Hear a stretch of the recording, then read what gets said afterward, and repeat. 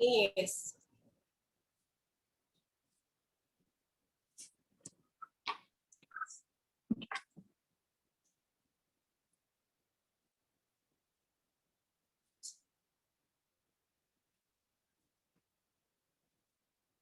Yes.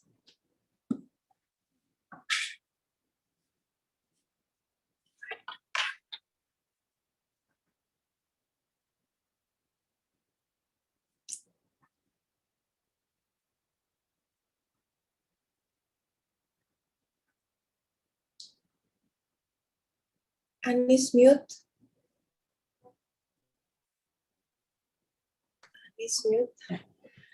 Yes. Good afternoon to one and all present here. Welcome to the opening ceremony of Titik Temu, joint collaboration between HDII DKI Jakarta and UITM University Teknologi Mara, Malaysia. Titik Temu is a special collaborative program international design lab competition event by Himpunan Desainer Interior Indonesia, HDII DKI Jakarta, and Center of Studies for Interior Architecture, CSIA. Today, we all have gathered here to this event, opening ceremony and webinar with session topic, Interior Design in Endemic Era, presented by UITM and HDII DKI Jakarta with Domus Academy in Milan. Introduce myself first. I'm here as the MC. I am extremely honored and feel privileged to have given the opportunity to address on this special occasion. My name is Anis Alkuratuaini Walls, SSN HDII, and I am an interior designer and previous HDII DKI Jakarta chairman in 2007 to 2009. Introduction of HDII.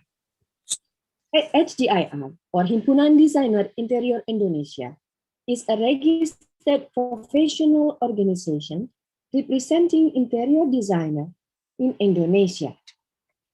Mrs. Rina Renville is a chairperson of HDII DKI Jakarta period 2009-2022. Hi, Mrs. Rina Renville. Thank you. Introduction of UITM. The Center of Studies for Interior Architecture was established in 1975 in Shah Alam as the Center of Studies of Interior Design and was a pioneer interior design education in Malaysia. The Center of Studies changed its name to the Department of Architecture in 1997. Center of Interior Architecture for Interior Architecture is one of the programs in the Faculty of Architecture, Planning and Surveying. Now, I would like to present to you Faculty of Architecture Planning, our surveying dean, Professor Town Planner, Dr. Jamalun Laili Abdul.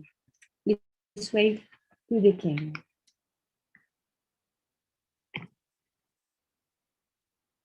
And I would like to present to you CSIA Head of Program, Dr. Maizura Ahmad Nurhani. Please wave to the camera. Today, we would like to introduce a university. Today's opening ceremony, it's all about collaboration in between HDII DKI Jakarta and UITM, University Teknologi Mara, Malaysia, and collaborated with 8 Indonesian universities in Jakarta. And we are proudly present and welcome our 18s from 8 universities in Jakarta. First of all, Esa Unggul University, karena Mustaqim PhD, Fakultas Desain dan Industri Kreatif Universitas Esa Unggul. Second, Bina Nusantara, BINUS, Danendro Adi, SSN M Arts, School of Design, Universitas Bina Nusantara. 3. IKJ, Anindyo Widito, SSN, MSN, Fakultas Seni Rupa dan Desain, Institut Kesenian Jakarta. 4.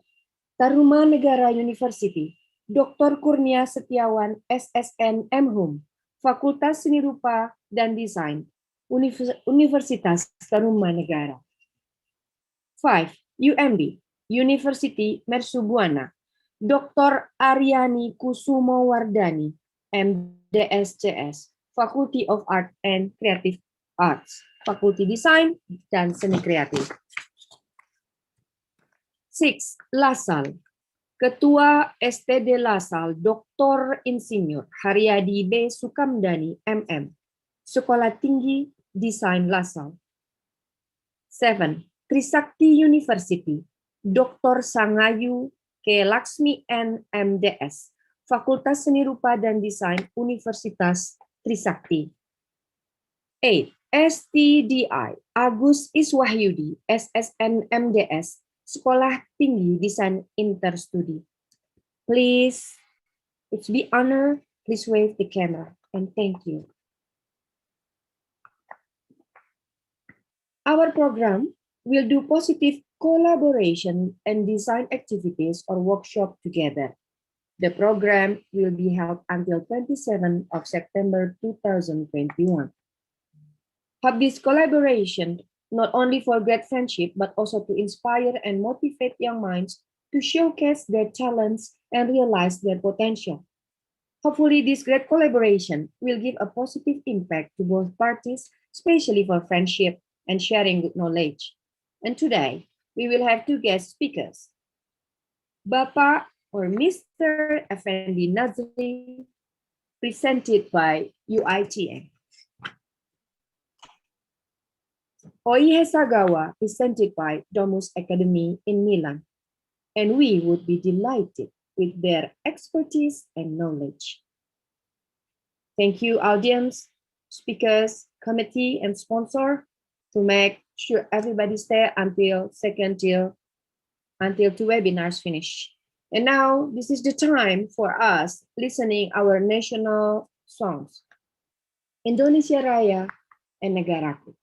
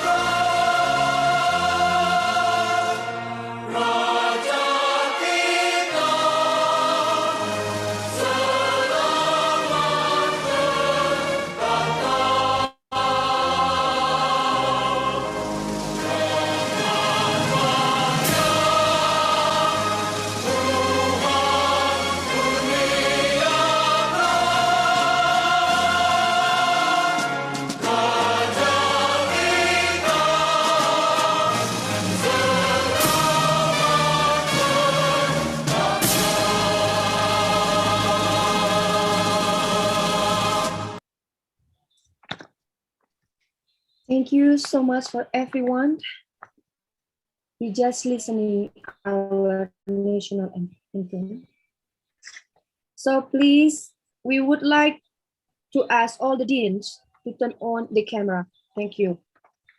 We welcome HDII DKI Jakarta, Mrs. Rina Renville, SSN HDII, for giving a welcome speech. Mrs. Rina, the floor is yours. Thank you. Okay. Thank you very much for Anis for lovely introduction. Assalamualaikum warahmatullahi wabarakatuh. Good afternoon and selamat siang semuanya.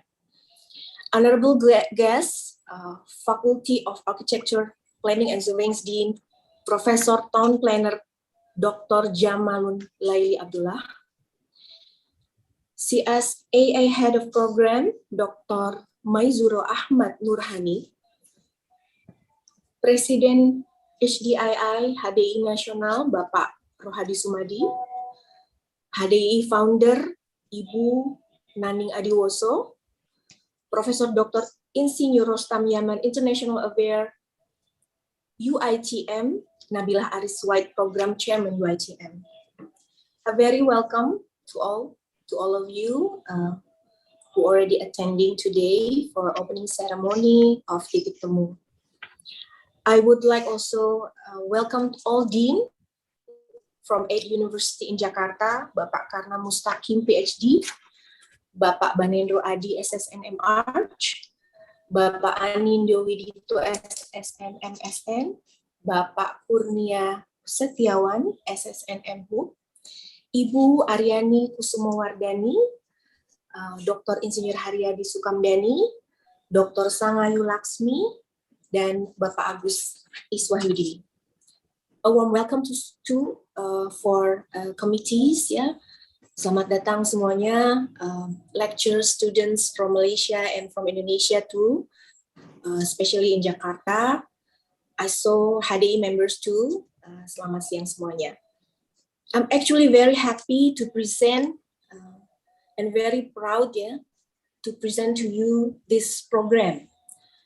A moment of collaboration, and it is an honor to form these collaborations between university, and we feel that it's really special opportunity for everyone for benefits as well. So this collaboration, especially between HDI Jakarta and UITM, University Teknologi Mara, Malaysia. I would like to highlight the name of Titik Temu. Titik Temu is actually the name that contains such a powerful values about mutually benefiting and about surviving as an ecosystem. The name that shows how collaboration is a solution to crisis and a source of inspiration between each and every part involved. The name Titik Temu shows that every player of the design creative industry has their own role and that they have their own added value to contribute to create the greater good. So Titik Temu is special collaborative program. It's actually international design lab and competition, an event by HDI Jakarta and Center of Study of Interior Architecture from UITM Malaysia. So we present the topic of interior design in endemic era. So the crisis is also create the urgency to be aware to the environment around us, in the sense that collaboration should be accompanied by sustainability. And by this program theme of endemic, we highlight the importance of involve everyone in the ecosystem to that are happening in their own endemic scope. Yeah. So by the time they meet, they will be able to form not only the right solution, but also the right solution. So I'm looking forward to see amazing interaction and moment of this collaboration, as we believe that this event is a great start of potential and future collaboration. And we believe that collaboration is more of a never-ending process, and that there will be always a next step of action to be done as an ecosystem. So I hope we can also reach young designer, young minds, and also inspiring and motivating them. And I cannot explain how I'm eager seeing what they will create. So good luck, yeah, all the best for the mentor and mentees. We looking forward also the speaker today, Bapak Effendi Nazri, presented by UITM, and then Awi Hasegawa, presented by Domus, for the coming presentation regarding the keyword of endemic. So thank you, Ibu Lisa, for making this speaker happen from Domus Academy in Milan. Kindly thanks to all the committee also who involved, especially pengurus ya HDI Committee yang sudah bekerja keras. Terima kasih. Juga untuk mentor, I would like to thank you for making this happen. So thank you and enjoy the collaboration. Stay safe and stay healthy. Salam HDI. Assalamualaikum warahmatullahi wabarakatuh. Waalaikumsalam. Thank you very much for Mrs. Rina Renfield, the chairman of HDII DKI Jakarta. And now we can see we have Ibu Naning Adiwoso as well. Hi, Ibu Nanings. It's an honor to have you here. Please, would you please to turn on your camera because we're gonna have a pictures together later. Okay, next one, we welcome the Dean of UITM, Professor Ton Planner, Dr. Jamaludin, Professor Ton Planner, Dr. Jamalun Laili Abdullah. The time is yours. Thank you very much to our MC today. Assalamualaikum warahmatullahi wabarakatuh, and greetings to all. Honorable guest, Ibu Rina Renville as Head of Himpunan Designer Indonesia, DKI Jakarta, HDII, and all the council members of Himpunan Designer Indonesia, DKI Jakarta, HDII.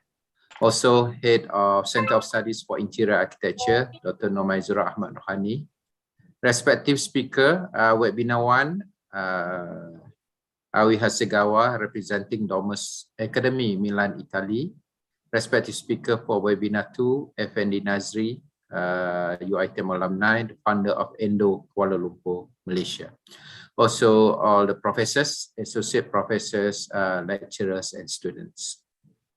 First of all, I would like to congratulate Himpunan Designer Interior Indonesia, DKI Jakarta, and also the Center of Studies for Interior Architecture for jointly organizing and hosting this program.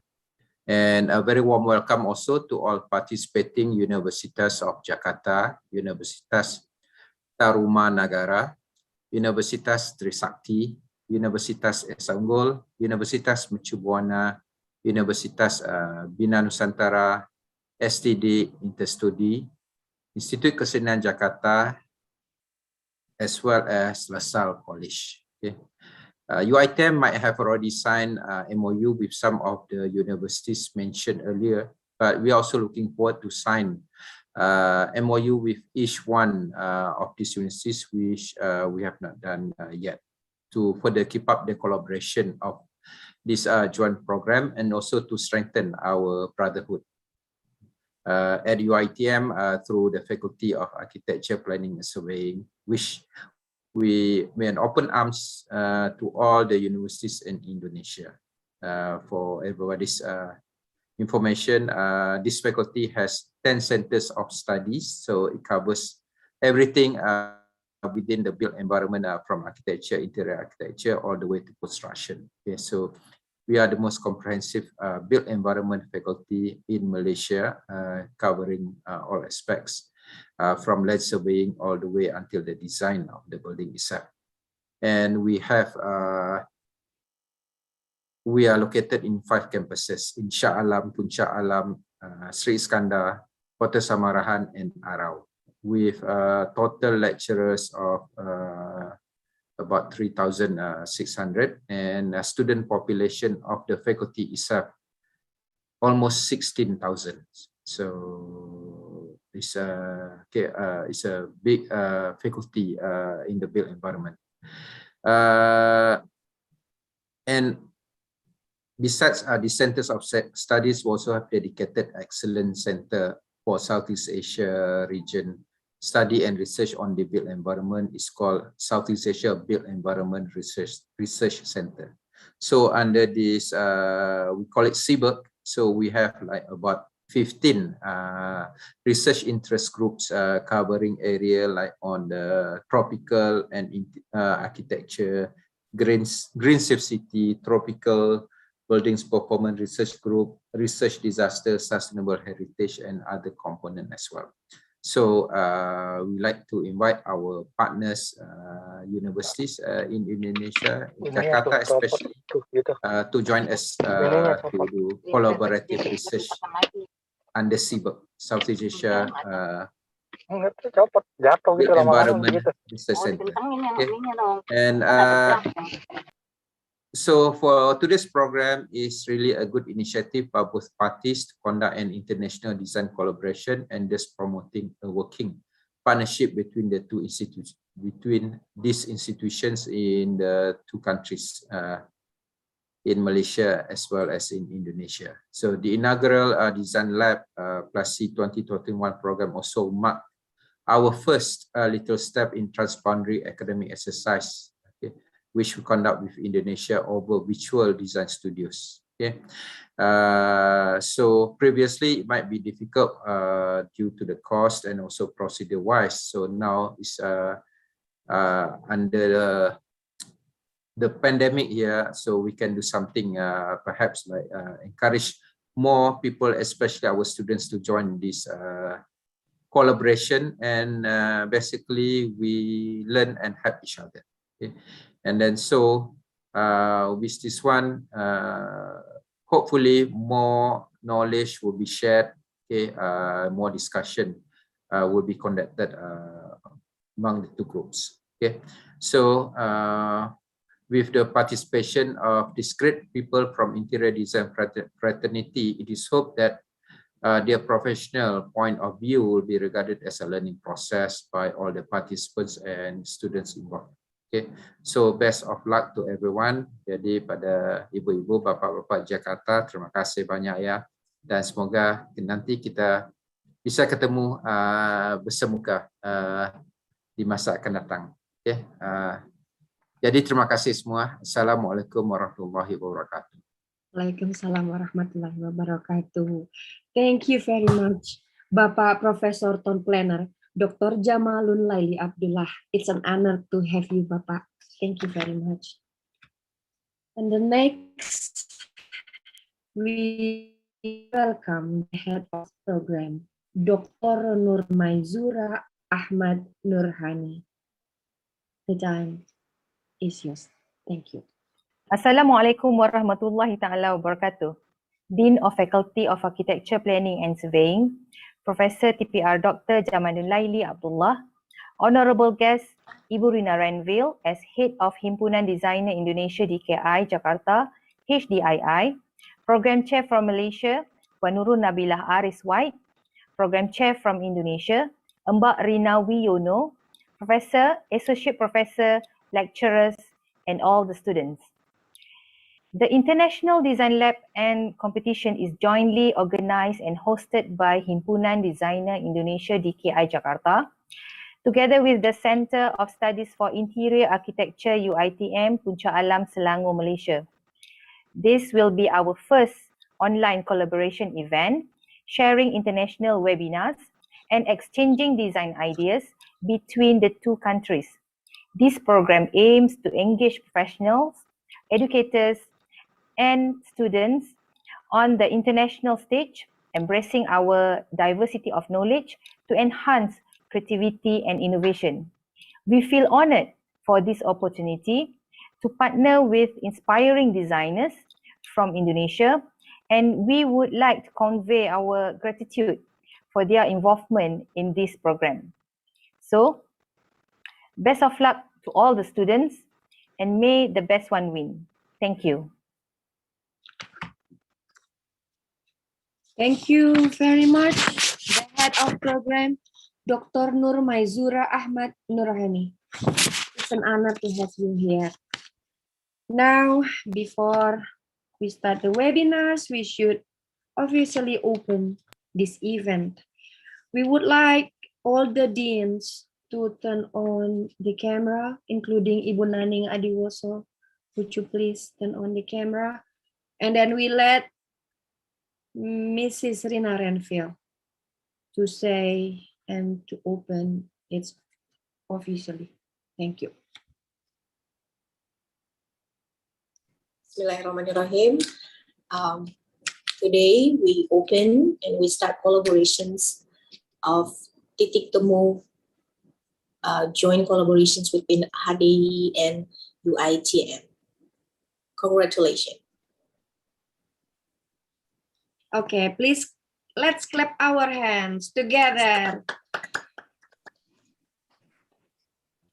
Yeah, and now we have a 4 minutes video to SDII and Malaysia.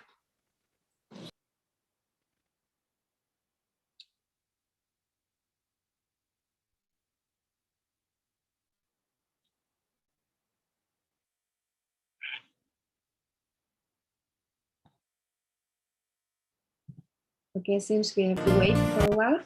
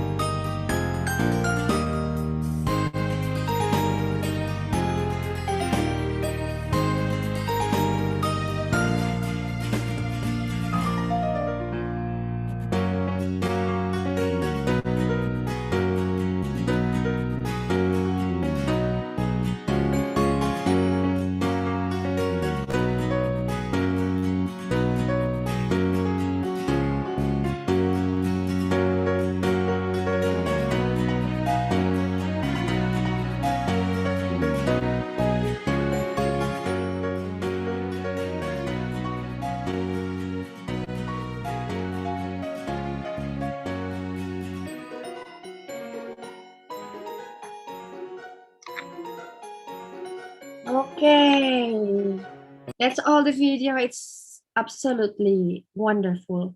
We can see together the mentors and then the students from all the 9 university. Hopefully it's going to be a very cool and happy collaboration for everybody.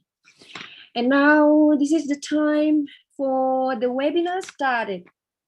Now we will start the webinar. We have 2 sessions and we welcome the guest speakers as our guest of honor for these 2 webinars. I am profoundly delighted to take an opportunity to introduce the guest speakers. Speaker Mr. Effendi Nazri, moderator Ms. Sarah Rahman, and the webinar will take 45 minutes. Mr. Effendi Nazri is the co-founder of Endemic, established in 2017. From humble beginnings as a draftsman, he has since gone on to accumulate more than 15 years of experiences. He adores design that have a timeless aesthetic and Asian flair. Mr. Effendi often seeks new inspiration from his travels and by observing the behaviors of those around him. Whilst not confining himself to any specific style, Mr. Effendi always looked to give his design a contemporary touch. And about the moderator for this first webinar is Ms. Sarah Rahman. She is a lecturer at Center of Studies for Interior Architecture, Faculty of Architecture, Planning and Surveying, University Technology Mara.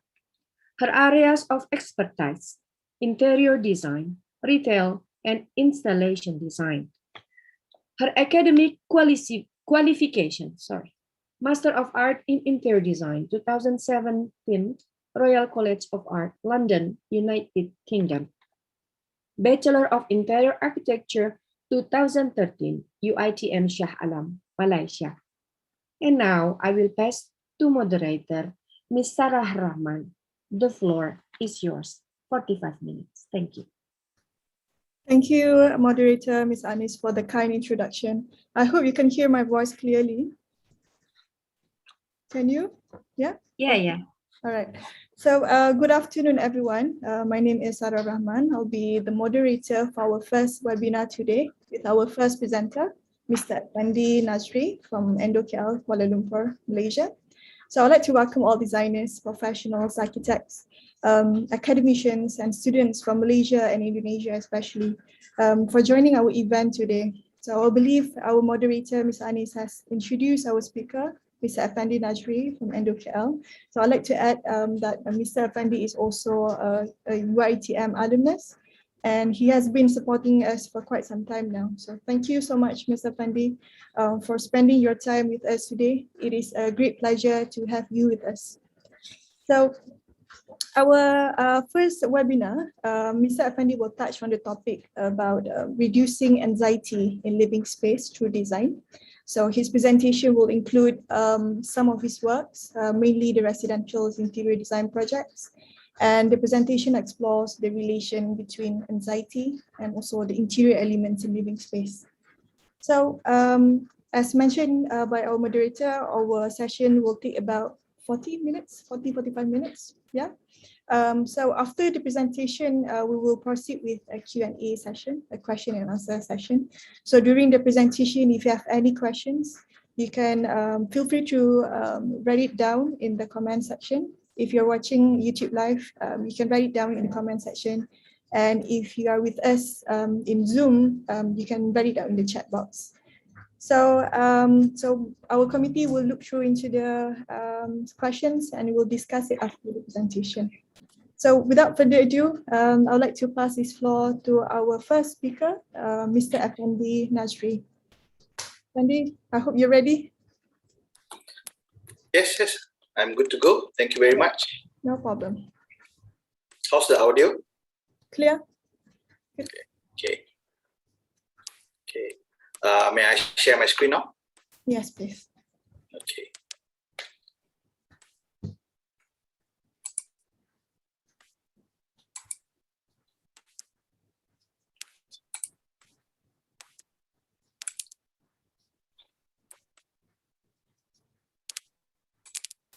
Okay, we can see your slide now. Okay, all good. Okay, hi, good evening, selamat sore to everyone here. Thank you for having me. It's an honor to be here.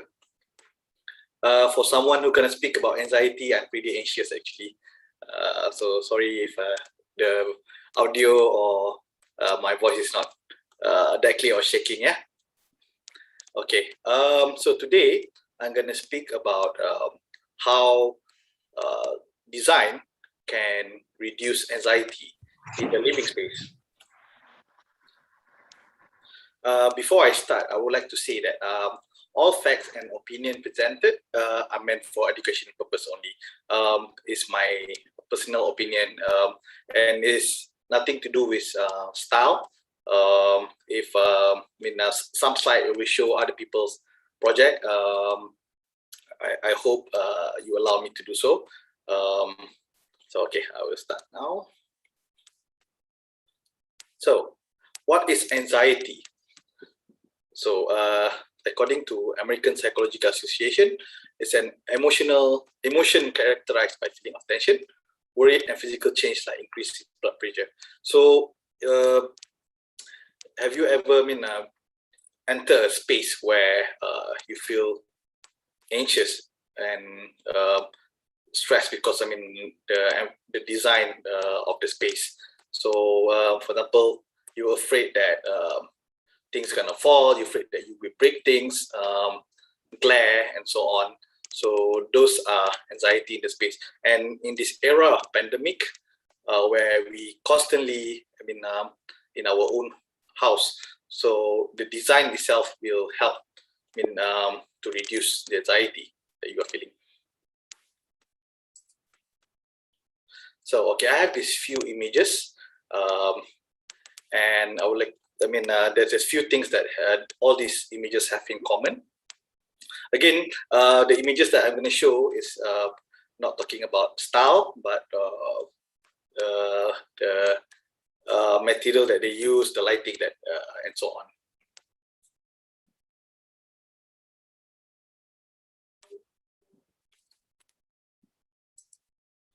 So these are some of the images.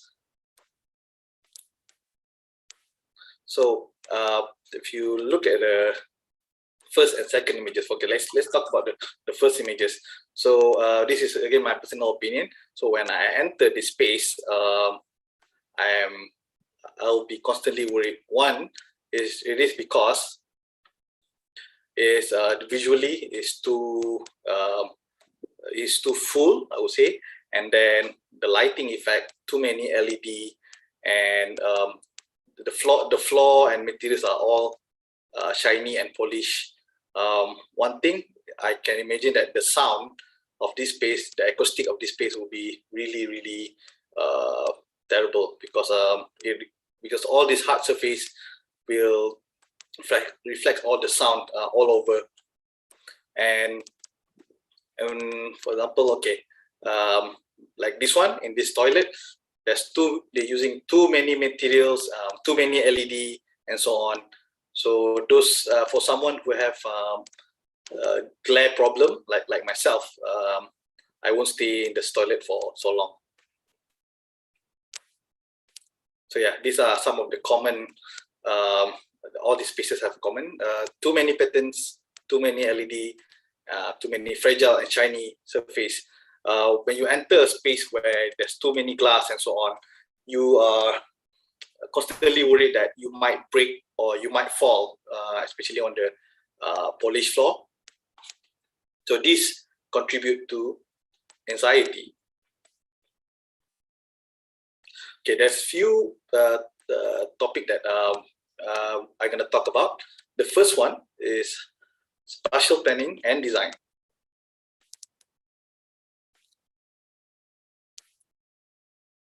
Okay, the first one, in this era of pandemic, and a home should have a designated space that separate working, living, and resting. Quiet corner would be nice for some privacy and retreat, just to reduce your anxiety. So when I say resting, it's not just I'm not referring to bedroom. So there's many other spaces that you can create to reduce it. It's for you to rest. For example, these two bathroom. One is the indoor bathroom with a bathtub where you can, whenever you feel stress, you can always relax in the bathtub. And for example, this is the second one. This is a semi-outdoor bathtub. Is outdoor yet is private, so no one else can see you but by yourself. The next one, for example, a room where you can exercise or do yoga with nothing else on the wall, so you can focus on rejuvenate yourself and reduce your anxiety. Another way is to have an semi-outdoor space. Again, I mean, when you connect with nature, you naturally will feel relaxed and calm. Another room that you can incorporate in the design is a hobby room. For example, a reading corner, music room, art room, or a mix of all above, where you can have a music room, reading, and playing games and exercise as well. However, not everyone has this luxury of dedicated space for each activity. That's why adaptive layout is the way if you have a limited space, especially if you're staying in a condo or apartment. In this era of pandemic, open plan is no longer relevant because when you have an open plan where you work there, you rest there, and everything in between in one space, you can't really focus on. I mean, if you want to rest, you can really focus. The noise will travel all around, and if you want to do work or you want to do a Zoom meeting, for example, you probably end up doing it in the laundry room or kitchen. So by doing an adaptive layout on the layout, you can the space can change easily. It's about a specific space in the house. It doesn't mean every single space needs to be an adaptive layout. This is one example. So, for example, this house. So, in the first image, you can see that it's an open plan where this is a living room and semi-outdoor space and a bedroom. Sorry, a bathroom. In the second layout, all we need to do is just to have a slidable panel and so on, which can slot in like this, a pocket door, and you can turn this into a bedroom. And so this is one example of adaptable layout. Okay, next is this is one of the projects that we are working on, which we apply adaptive layout in the design. So the image on the left is a living area. Client receive many guests. I mean, this is before pandemic, yeah. Receive many guests, and so, but at the same time, she want to have a private space as well, where she can enjoy her quiet time and a private time. And for example, because she's staying with her parents, and sometimes her parents' friends come over. So, but she want a private space as well. So this is where this slidable panel, pocket slidable panel, is a TV area and also a reading corner. So yeah, TV area and a reading corner. This is the slidable pocket panel. It's a semi-transparent panel. So I mean, you only can see slightly of who's inside, the occupant inside the space. The second layout, this is an open plan. This is another project that we are working on. So from image on the left, you can see that there's a living space. The one on the right is actually a courtyard where they can have their own. They can be an outdoor, yet it feels private. That's another thing. And from this image, you can see all the way to the dining area and the outdoor area at the back. So whenever, I mean, they want some privacy, or when there's a guest come over, so they can have, the panel can be slide like this with a semi-translucent glass. So there's two places that you can hang out, where one in the living room, one in the dining room. So this, like I say, whenever you want to have a Zoom meeting, for example, both husband and wife need to have a Zoom meeting, or your kids want to have a Zoom meeting. So one can do it here, another one can do it in the dining area or the kitchen. Sorry, dry kitchen, where you have an island over here. So this is another way. This is not our project, but this is an image that I found on the internet. So this is another way to do a adaptive layout, where you can have a slidable panel using this plywood. So this can be any room. It could be a playroom, it could be a bedroom, or I mean just a meditation room, just by having this simple modification of the house. Another way, this is similar to I mean what hospital you can see in the hospital, where they just use a curtain just to separate the space. All right, the next one is maximizing opening. So opening is in this era of pandemic, opening is really crucial. One, I mean, for the ventilation, because as you know, COVID is airborne. So without a proper ventilation in the house, it can spread, I mean, and dangerously. Yeah.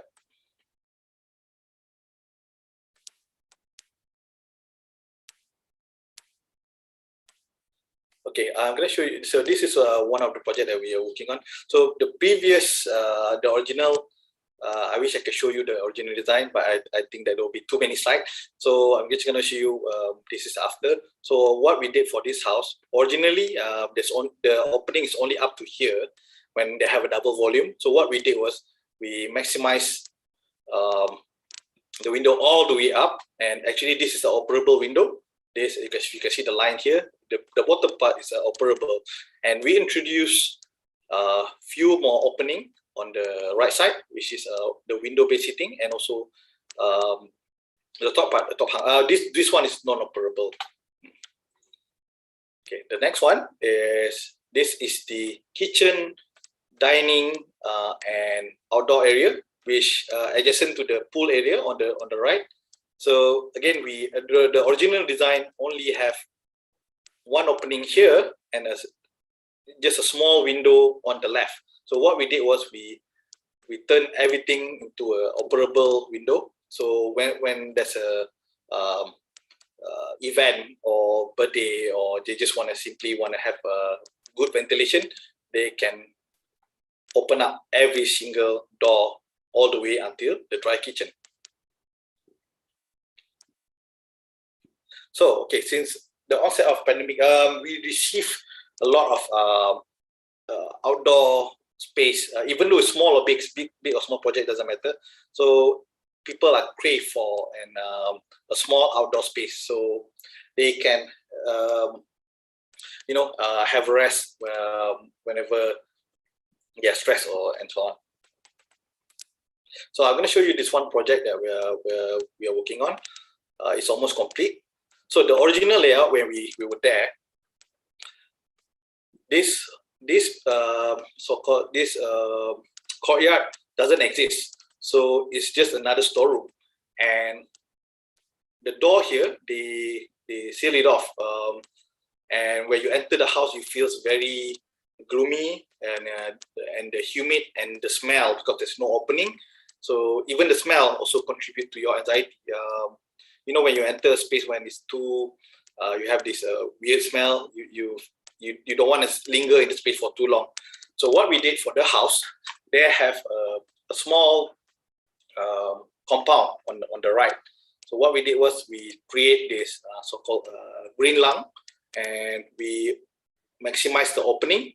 There's opening here, here, here, here. This one is just adjacent to the outdoor lepak area or bangkin. So so it doesn't feel like you in an indoor space when you connect indoor and outdoor. So I will show you the images after this.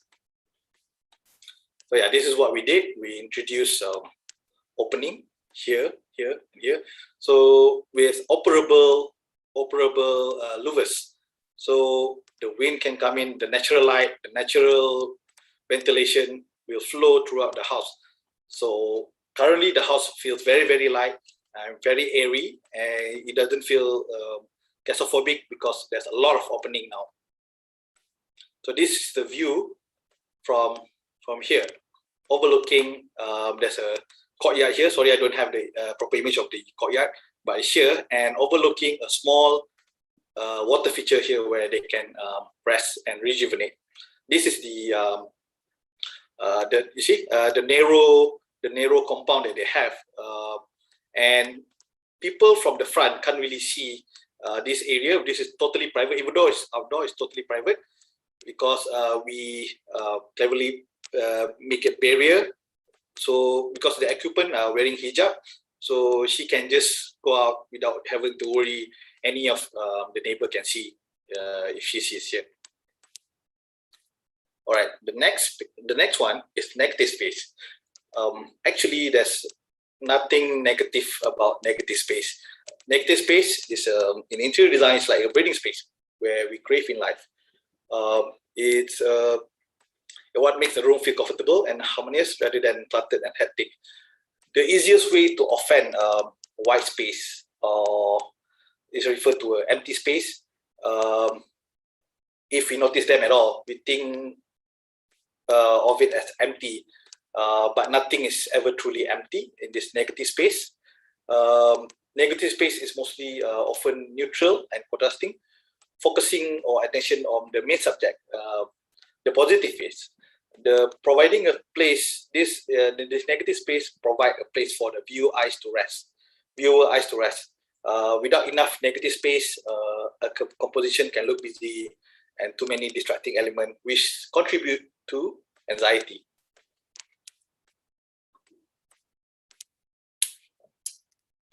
So this is our sample of some negative space you can see. So instead of putting every single thing at this entrance foyer, we only focus on here and here. The rest are all just white. So negative space, this is where you can a space where you have a place for you to breathe. Same goes to the left, the image on the right. Some would say it's very boring, but actually the negative space will make you feel calm and without having too many clutter elements on the design. Even in the bedroom, a bedroom actually is one of the most important areas where you can rest. You don't need to put so many things in the bedroom. One thing that I noticed, especially in many showrooms in Malaysia, where they tend to put every single thing just to make the space look full. If not, your design is, the developer will ask me, what am I paying for if the space is not full? So but actually, rooms should be simple. It's a place where you need to, it's the best place for you to rest. So don't put too many things in the bedroom. Right. The next one is color and materiality. Color is actually one of the main important elements. I believe everyone agree with this. It's not just make the room look pretty. Color have a strong psychology effect on our mood and our state of mind. Every different color evokes emotion in the viewer eyes to powerful psychological effect. So if you don't know how to play with colors, actually, you can use graphic design rules number 1 in your choosing a space. Use not more than 5 colors. Actually, 2 or 3 colors is the best in any space. And then color, for example, blue. Color blue can help you to feel relaxed, and this beige color or mute color can make you feel calm, and so on.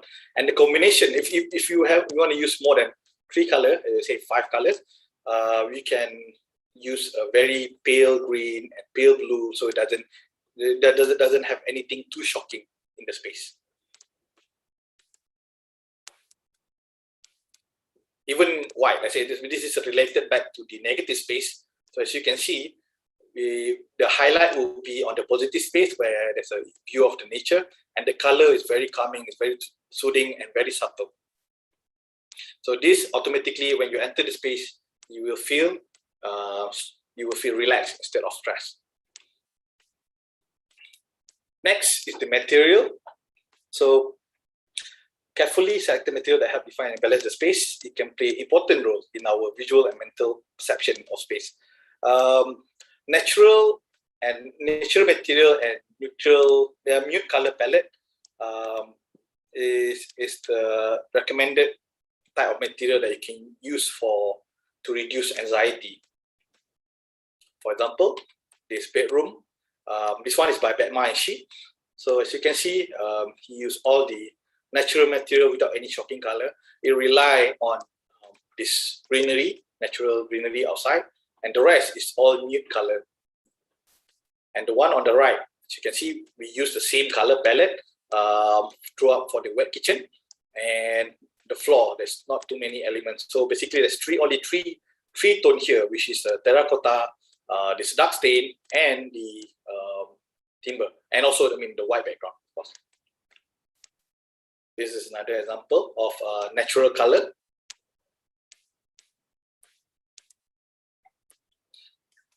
The next material that I'm gonna show is actually acoustic material. So sound absorbent, good material can reduce the reverberation time, and also meant to reduce where they can absorb all this echo and so on. A long reverberation time can make a room sound loud and noisy and cause speed to muffle and muddy. This one relates back to the open space, open plan just now. So because the sound will travel all the way and you feel really stressed with the echo and different noise that come from all over. So these are some of the material that we can use to reduce sound disturbance. Is a good acoustic material. The first one on the left, this is a vinyl floor with underlay. Vinyl is actually a composite of rubber and few other materials, so it absorbs sound. It reduces, especially if you're staying in a condo or apartment. This is one of the materials. Instead of using tiles, you may use vinyl, because one is economical material. Second, they have better acoustic profile. The one on the right is almost similar to the vinyl, but this is a laminate floor. Same, you need to put underlay in order to reduce the sound. Okay, another way to reduce sound traveling is to use a simple rug on the floor and curtain. So curtain and sheer, not just a good acoustic material, but they also reduce glare in the house. Yeah, so curtains and all blind, roller blind, all this soft finishing automatically will help with the acoustic to have a good acoustic in the space. Okay. The next one is design and details. Declutter. Storage is one of the most crucial elements for happy or organized living. So declutter is actually the easiest way to make this to have anxiety, to reduce anxiety in the space. When you go home when you can see too many things and everything's on the ground, so automatically you will feel stressed and anxious. Having a well-planned storage adds value to the space. So when I say about declutter, it applies to many things. For example, cleverly place a storage like this one. is EDC storage, everyday carry storage. So this is the main entrance. So the first thing, as they enter, they can put the daily use bag on the storage on the left. So automatically you don't have to bring your bag when you don't have a storage for all this EDC. You will put it on the floor, you put it on the chairs and so on. So by putting this, by designing a space where they can put EDC, it will help for you to declutter. The next one, when I talk about decluttering, a storage management and cable. I mean, if you see a space with too many cable, you will feel anxious as well. So this is one of the way to reduce for you to declutter the cables. Another one is storage. Again, a storage. So this space is just, I mean, in the foyer, it's the first thing you see as you enter the house. So we hide all the storage within this panel, as the image on the right. It's also a door to one of the guest rooms on the ground floor. Okay, child-proof design. I mean, this one is mostly, I believe, most of the people here are parents. So child-proof design, this is one of the top list and non-negotiable things when it comes to home designing. A safe, healthy space for your children to live, learn, and play. So if the design of the house itself is not child-proof design, accident may happen because more than 3.4 children around the world are internationally injured at home every year. So it's a legit concern for every parent. So this is how design can reduce anxiety for the parents and also for the kids. So for example, as you can see, I mean, this image on the left, so what we see is just probably a shelf. What they see is an opportunity for them to climb all the way to the top. So the first thing you can help to prevent accident is by putting a soft edge and surface in your design. For example, this cabinetry, this island, and even the wall. So this automatically reduce possibility of accident for your kids. Next one is the recessed tabletop. This one is more for the adult. You constantly worry that your mark or things might fall. So by just having this 5 mm or 10 mm recess, automatically, I mean, we'll have your space will have a safer feature. These two images on the right, this one happened to me all the time because I'm quite a clumsy person. I always hit a knob or handles for cabinet. So most of our design, we prefer to use a finger groove instead, for not just for the drawer and also for the sliding door as well. Okay, this one I refer back to this image. So this one is very dangerous for the kids because they will climb all the way up, especially toddlers. So our recommendation is to design a cabinet 750 mm or 75 cm and above. By this, I mean only the teenagers can climb, or those who, I mean, while the toddlers all couldn't climb unless they take chairs or something. Yeah. All right. The next one is artificial lighting. So there's 5 types of lighting. There's general lighting, there's ambient lighting, there's mood lighting, task lighting, and accent lighting. But I'm only going to touch 3 types of lighting, which is general, ambient, and mood lighting.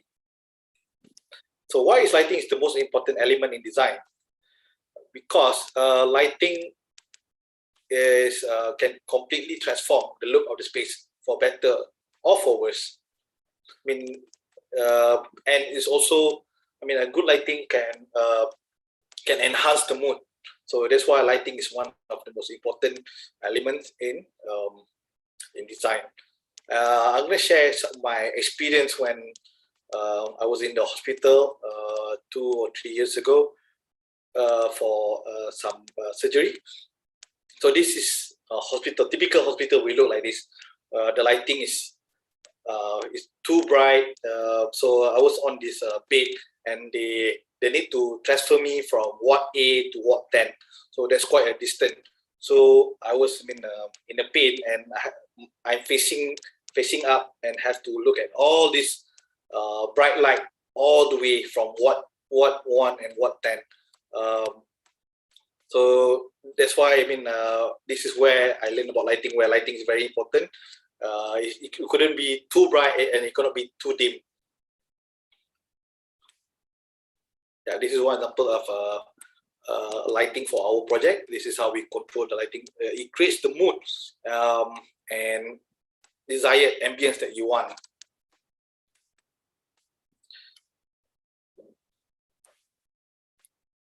Okay, so just how I mentioned, I will touch only 3 types of lighting. So there's general lighting, ambient lighting, and mood lighting.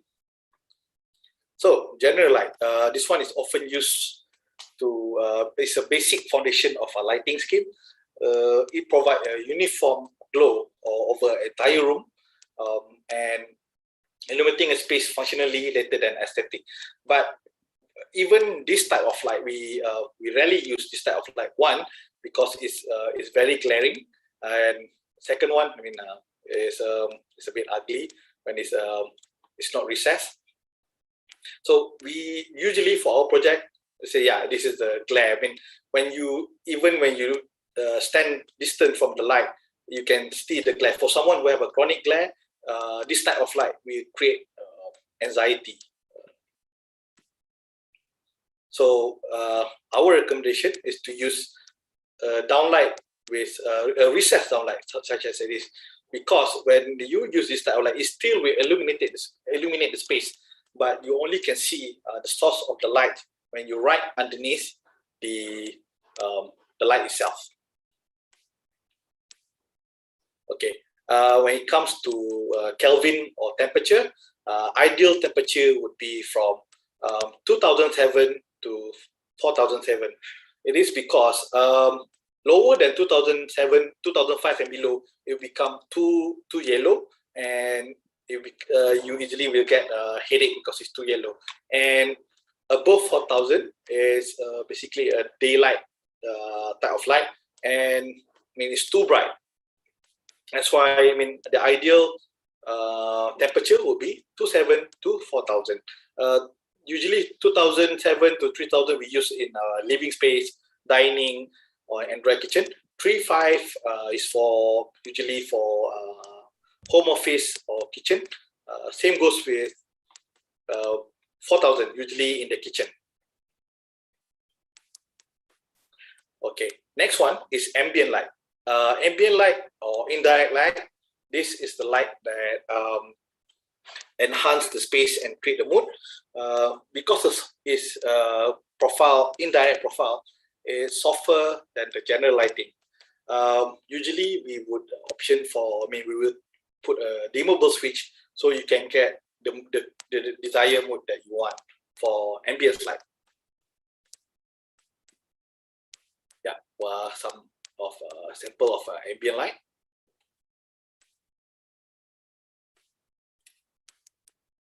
Okay, the next one is mood lighting. So mood lighting is often the layer of lighting that's closest to eye level. For example, bedside lamp, pendant lamp, or floor lamp. So it's important to shade all this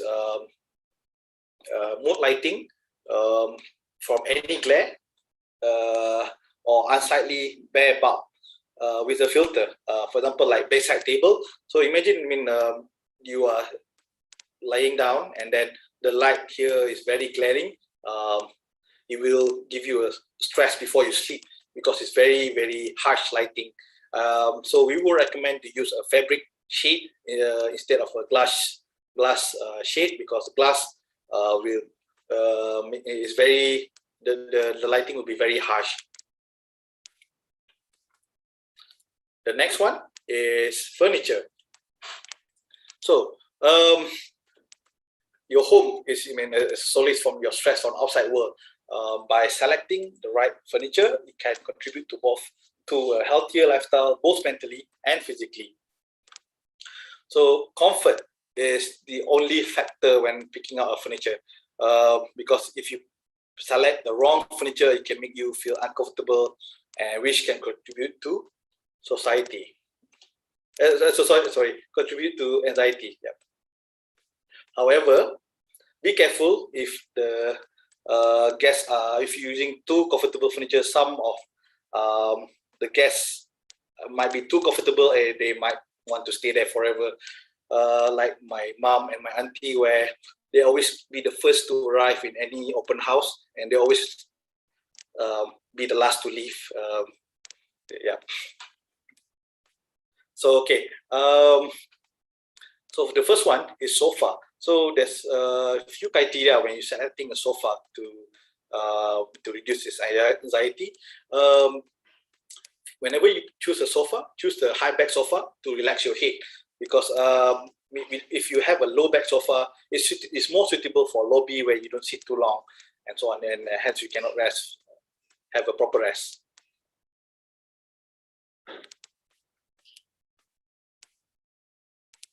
Yeah, even the armchair, we recommend a chair where you can fully rest with a footstool. And if if you can spend a little bit for a good type of furniture, this is one of my favorite chair for me to rest and relax. This is a King Living from King Living Australia. Cloud chair is their award-winning chair. So this chair are flexible and adjustable chair, so I can rest here, I can do my work here, and so it's multi-purpose. I can change the leg and also the backrest to the desired position that I want. Table. So this one again, back to the child-proof design.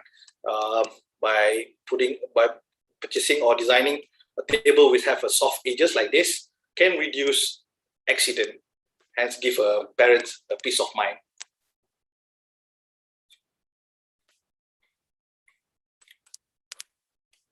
Okay, and the last type of furniture is actually bed. So a decent night sleep is a paramount of well-being, and a lot of this comes to the kind of bed that we sleep in. So if you, again, if you have a chance, invest in a good piece of mattress or the divan. The uncomfortable bed can reduce sleep by an hour each night, although not many people won't make a connection between a lack of rest and anxiety with a bed. So yeah, a good piece of bed can reduce your anxiety. Okay, the last thing that we can touch is actually the garnishing. Garnishing, or the correct term is the decoration. It doesn't just make the space appealing and alive, but it also plays a role in a person's overall health. So by putting indoor plants in home, we can reduce tension in people by almost 40%. Because it reminds us of outdoor and nature and slower pace in life, which is instantly calming. So again, this is for the, most of us live in the urban area. So by putting all these flowers and green indoor plants, automatically can reduce the stress. Next one is soft finishing. So for soft finishing, relate back to the good acoustic. So by having a piece of this runner and throw pillow and soft finishing here and there, automatically will absorb the sound from traveling throughout the house. Last one is the smell. The simplest way to add a fragrance to enhance the smell of the house is by putting air purifier or essential oil.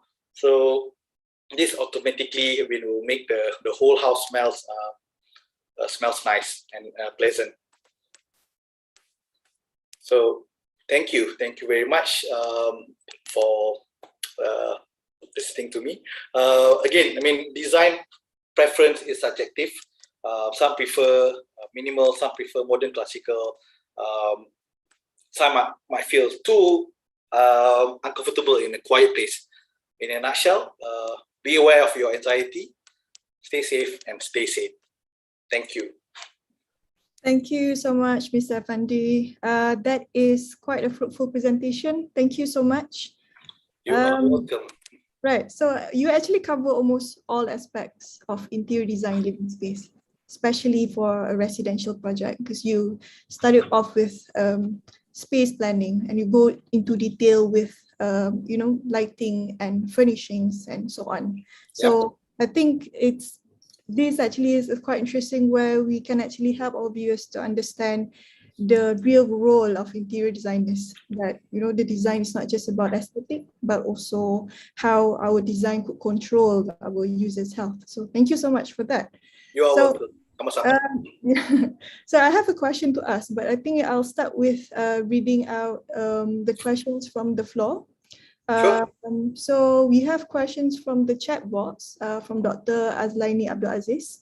You can read directly, Fandi, if you want, but I will just write it. I'm just going to read it out. Yeah. There's too many texts in there. Yeah. Okay. So from Dr. Azlaini, Assalamualaikum, Encik Afandi. Waalaikumsalam.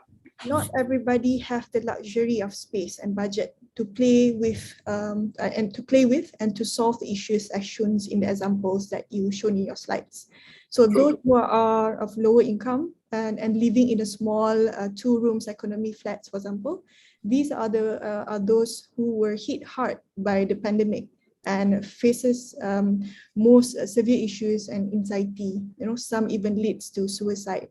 So in your expert opinion, how could you help this, how could you help these people solve these issues with a very small or no budget at all?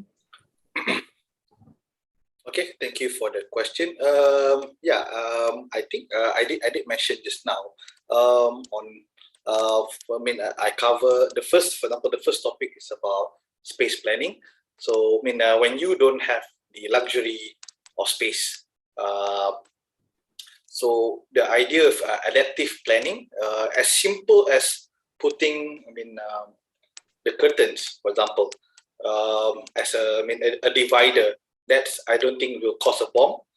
And for the flooring, for the material, for the acoustic material, for example, you don't have to put a laminate floor, and just by buying a carpet will automatically reduce the sound from traveling from space to space. Those are the few things that can help for those who don't have a budget. And indoor plants is it doesn't have to be huge indoor plant. It can be a set of small indoor plants and so on. Yeah. And for furniture, there's even the furniture from IKEA is comfortable actually. Where most people think that IKEA is not it's not a good, it's not a good quality and so on. Of course, you need to select even from IKEA. You need to select the right kind of furniture and so on. By using the criteria that I told you. So you cannot buy furniture usually from online, especially those that you see. So by testing it out, the way it suits your body, I think that's one of the way pretty much can reduce the stress by choosing the right type of furniture. All right. So I hope that answer your question, Dr. Azlaini. There's no side, and so I cannot help too much. There's only I only can answer within the knowledge that I have lah. Yeah. Okay. Right. I have a question, but I think I'll proceed with questions from the floors. We have another question in the chat box. Let me ask the host if we have more time for a Q&A session. should we get one more question? Yes, Sure, sure. Sure. we can have one more question. 2 minutes, please. Thank you. All right. So, Fendi, which question would you like to? You can choose. I mean, I'm afraid if I scroll, there's too many. Okay, I'm just gonna take the short one from Jethro Alba. I'm sorry if I pronounce it not correctly. So hello, I'm Jethro Alba from University of Tarumanagara. Hello. I would like to ask Ms. Effendi, can you recommend a tip for anxiety-free resort hotel for maximized experience? Thank you for sharing, sir. Where? In Indonesia or Malaysia? Anything that you know, I think. Yeah. Okay. I mean, okay. One of the, I mean, regardless of the style of the hotel or resort, Westin have one. Westin Group, any Westin hotel have one of the best bed in the world. Their signature bed, which is a heavenly bed, proven to be, I mean, is known worldwide to be one of the best bed in the world. So again, I mean, resort. I mean, there's so many type of resort. I already mentioned, for example, Westin is because of the good quality bed. If you prefer a resort that have more, I mean, appealing for to reduce anxiety, I think most of tropical resort in, for example, in Bali, for example, like I say, I just speak Alila or Katamama. I mean, if the premium one, I would say Aman, one of my favorite. I mean, they focus on well-being and of the customer. Yeah. All right, thank you. Okay, so I think I'm sorry that I can only take 2 questions from now as we have quite a limited time. But I hope, Mr. Effendi, probably you can answer these questions in the chat box later. Sure. Yeah, along the way, I will answer the question. All right, cool. Okay, so I think thank you so much again, Mr. Effendi. Welcome. Sorry if I offend anyone. Thank you so much for the knowledge. I think it's quite a long presentation and quite detailed one for the interior design students and professionals. I hope everyone can. I mean, small or little. I hope everyone can learn something from it, lah. Right. Okay. Thank you so much again. So I think that will be it for the first webinar. I'll pass these floors to our moderator, Ms. Anis. Thank you so much. Thank you for Mr. Effendi Nazri and Mr. Rahman. Me myself really grateful. Can hear the webinar. It's extraordinary, brilliant presentation. I've learned a lot myself. Thank you. And now, before we start the second webinar, we would like to ask the 9 Dean. Please turn on the camera because the operator will take a pictures, and also yang terhormat Ibu Naning Adiwaso. Please, just for a second, turn on the camera. Thank you. As the operator will take a pictures of all the deans and also Ibu Naning, our founder, one of our founder HDI DKI Jakarta. Now we will have the second webinar. I profoundly delighted to take an opportunity to introduce the guest speaker, Maui Hasegawa, with the title Interior Design in an Endemic. For sure, we can hear from the moderator about her later on, but she's a program leader, Master in Interior and Living Design, Product Design, Domus Academy, Milan, Italy. And also we gonna have moderator, Mrs. Augustina Ikawidiani, STMDS, Assistant Ahli, Sek Prodi Design Interior, Universitas Tarumanegara. I will pass the floor to the moderator, Mrs. Augustina Ikawidiani. Also for the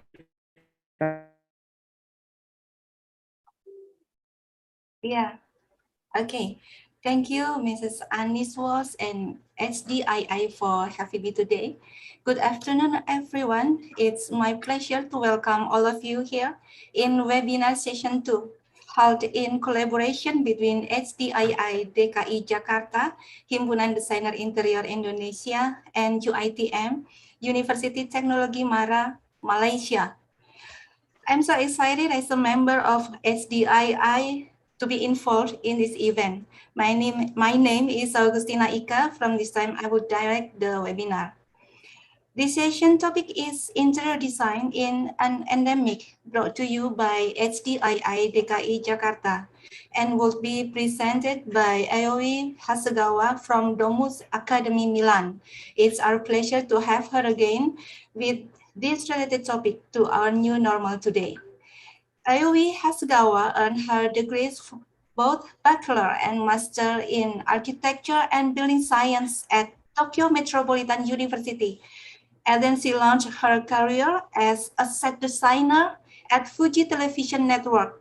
One of her work was sets for Japanese and international musical acts. What a great achievement working in international event, right? Then she moved in 2005 to Milan and earned her Master of Arts from Domus Academy Milan. She has worked with Domus Academy from 2006 and now as a program leader, Master in Interior and Living Design, also in Product Design at Domus Academy Milan. She also collaborates professionally with various companies and studios in the fields of product, interior, and strategy design. And now I present to you Aoi Hasegawa from Domus Academy Milan. Aoi, the time is yours. Thank you very much. Thank you very much for the introduction. Thank you very much for this great opportunity. I'm very happy to come back and have the another conference with you. I don't know if you already know me. Thank you very much for the introduction. My name is Aoi Hasegawa. I'm the program leader of the Masters in Interior and Living Design and Masters in Product Design at Domus Academy Milan. Today, I was given a brief called Interior Design at Endemic Time and Space, and I would like to talk about the importance of interior design, the role of interior design, but just pointing out the what happened at the beginning and during, and what's going to be after. So I titled my, I put the subtitle of my presentation as Interior Design as a Better Living Platform, because at the end of the day, interior design should act as a better living platform, is of course during the pandemic, but also after. So I would like to share with you my vision on interior design, also throughout this pandemic, but also to have more visionary ideas together. So I'll share my computer. Okay, I share, wait a second. Okay, this one. Okay, great. Do you see it? Yes. Okay, great. Yes. Okay, so well, at Domus Academy, we tackled this theme of COVID-19 since right after the beginning of pandemic, actually. So we analyzed it when we thought about what to do against it and for it, and to recover it from this condition. During the workshop, we had this brief many times, and these are the thoughts that I shared with my students too. So as I told you, I want to talk a little bit about what happened at the beginning of the pandemic and during, and I would like to share the vision for after. Okay, here you go. Okay, at the beginning, what happened? So designers and architects and design professional acted quite quickly to act against this pandemic. And for example, some product designers and international architects shared this open source protection to provide it for the medical services, and everyone could access. And they designed it quite quickly and produced it and provided to help the people who are working in a very severe field.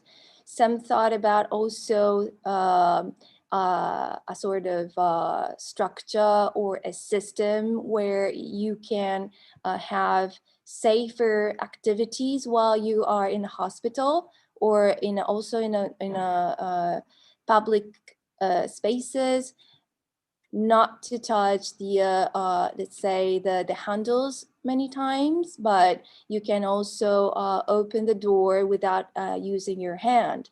So those are all the open source so that everyone could access. So the designer acted respond quite quickly against this global issues, which is also a very interesting and important point to understand the role of designers, to be activists and to solve the problem in a quicker way. So we had shields, we had handles, some invented masks to also communicate with patient in a better way, because when you cover your mouth, actually it's quite hard to understand what the other feels, and also for the visually impaired people, it's quite hard to read what the others are saying. So some thought about this. This is at the beginning, so it's quite primitive, quite let's say initial, but those are the ideas that the designers launched. This is a beautiful story happened in Italy, that in one hospital in one hospital, they missed the valve to provide the oxygen.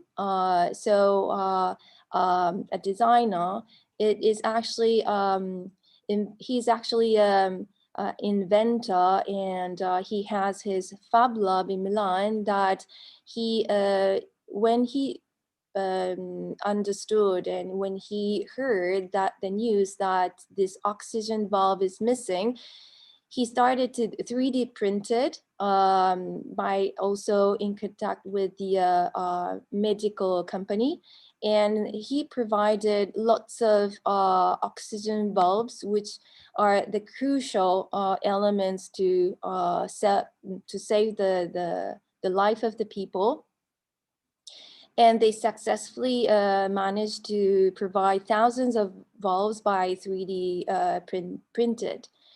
So this is also a good examples to show the role of the designers nowadays. You cannot just be a designer who can produce something as aesthetically pleasing, but acting proactively against this global issue is also a good and important role of a designer. Some started designing a medical tests and kits in a more, let's say, comfortable way. And this is the project of Carlo Ratti. He's an Italian architect, but he's also a professor at MIT. And they thought about reusing the container to have this to cure the people who are in a very serious condition. And this is also an open source project, so everyone can use it. And by having this negative pressure, you can also provide diffusing the bacteria and the COVID in this way. So this is quite quickly structured and designed, but you can see that you can see the space transformation and different scenarios in which you can use this unit in front of the hospital or in big piazza, and the space, the normal space, can be transformed into a sort of medical treatment spaces. So this is the section, and you can see also various scenarios happening, and this is the prototyped real container. And Italy was one of the most hit countries against COVID. So at the beginning, we had a lot of number of patients and we didn't know what to do. So this was a good action in order to feel safer and to feel also more secure against COVID. This is another project which transformed the airport as a hospital, and this was designed by Opposite Office and called Super Hospital. And you see this division placed in an airport. So the here in this pandemic situation, it's very important to understand how you can transform the normal space into emergency space or even multifunctional space, because as you spoke before, you know that not everybody has the enough space to have a luxurious project or bigger project, but the space transformation and idea of transforming one place to another or the multifunctional way is the crucial idea in this period. So this is also a sort of kit. It's more like it's more than space transformation to a unit, and you see that those units are designed to put the patients which are not in a severe condition, and next to it you have also a sort of shelter for the doctors who can stay for a night in a same place. And it is flat packed and can be also transformed, and it's portable. And at the beginning of the pandemic, there was a very interesting article written by this professor from this university. And she's basically saying the importance of interior design for disease containment. And you know that at the beginning, I think there were very few people thinking that interior design could contribute to the COVID-19, because interior design maybe is considered as a luxurious space or something aesthetically beautiful or pleasing. But she was quite right that interior design can also act as a disease containment. And in the future and from now on, interior design will be more and more important for our lives, because we spend 90% of our daily life in indoor, and our health is influenced by everything we touch in interior environment, and we stayed basically at home for a long time. So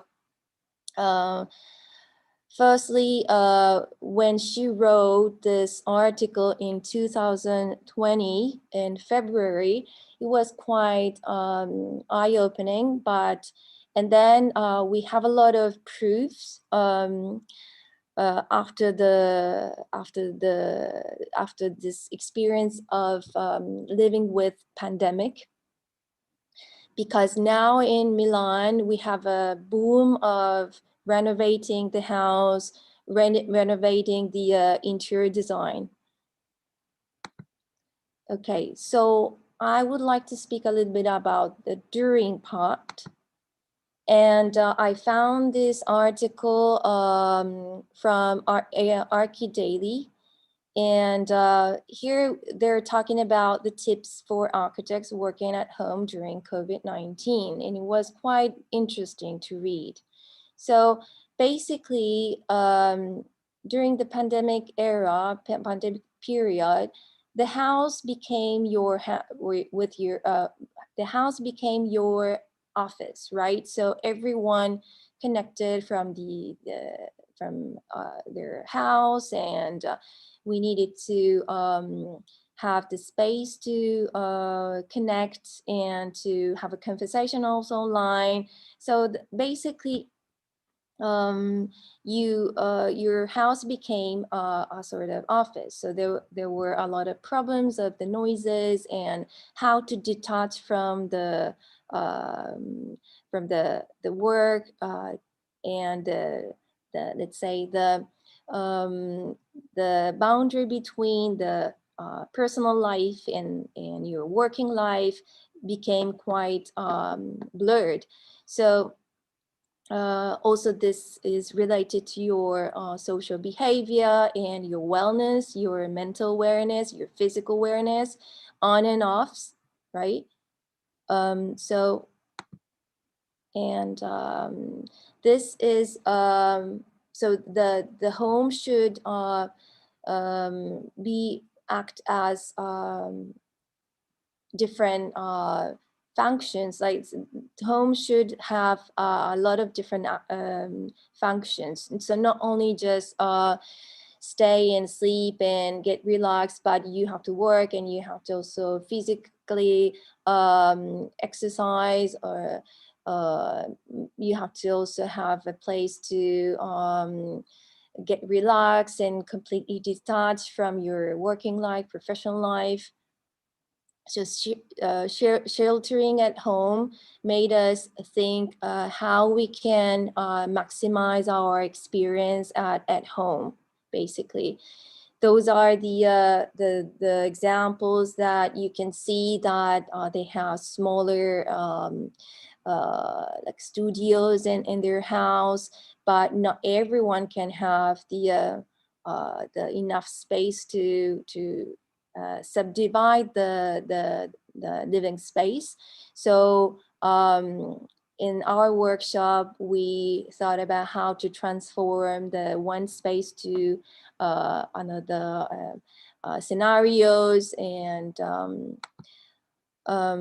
here in an Archidaily article, they said that maintaining your workflow, software, and technology is quite also important. You have to be updated. So your station, your house should work as a workstation, and you have to have the better access, internet connection, software updated, technology updated. So those are the tips that the articles are talking about. So you have to also create healthy work-life balance, because when you work at home, obviously it's quite hard to maintain your life balance, because you don't know exactly when you can detach completely from your work. Opening your mind, online learning. So being isolated is the worst thing that during pandemic. So you have to be completely able to connect with someone else, which also helps you having better mental conditions. So, we analyze that creating new routine will be crucial during the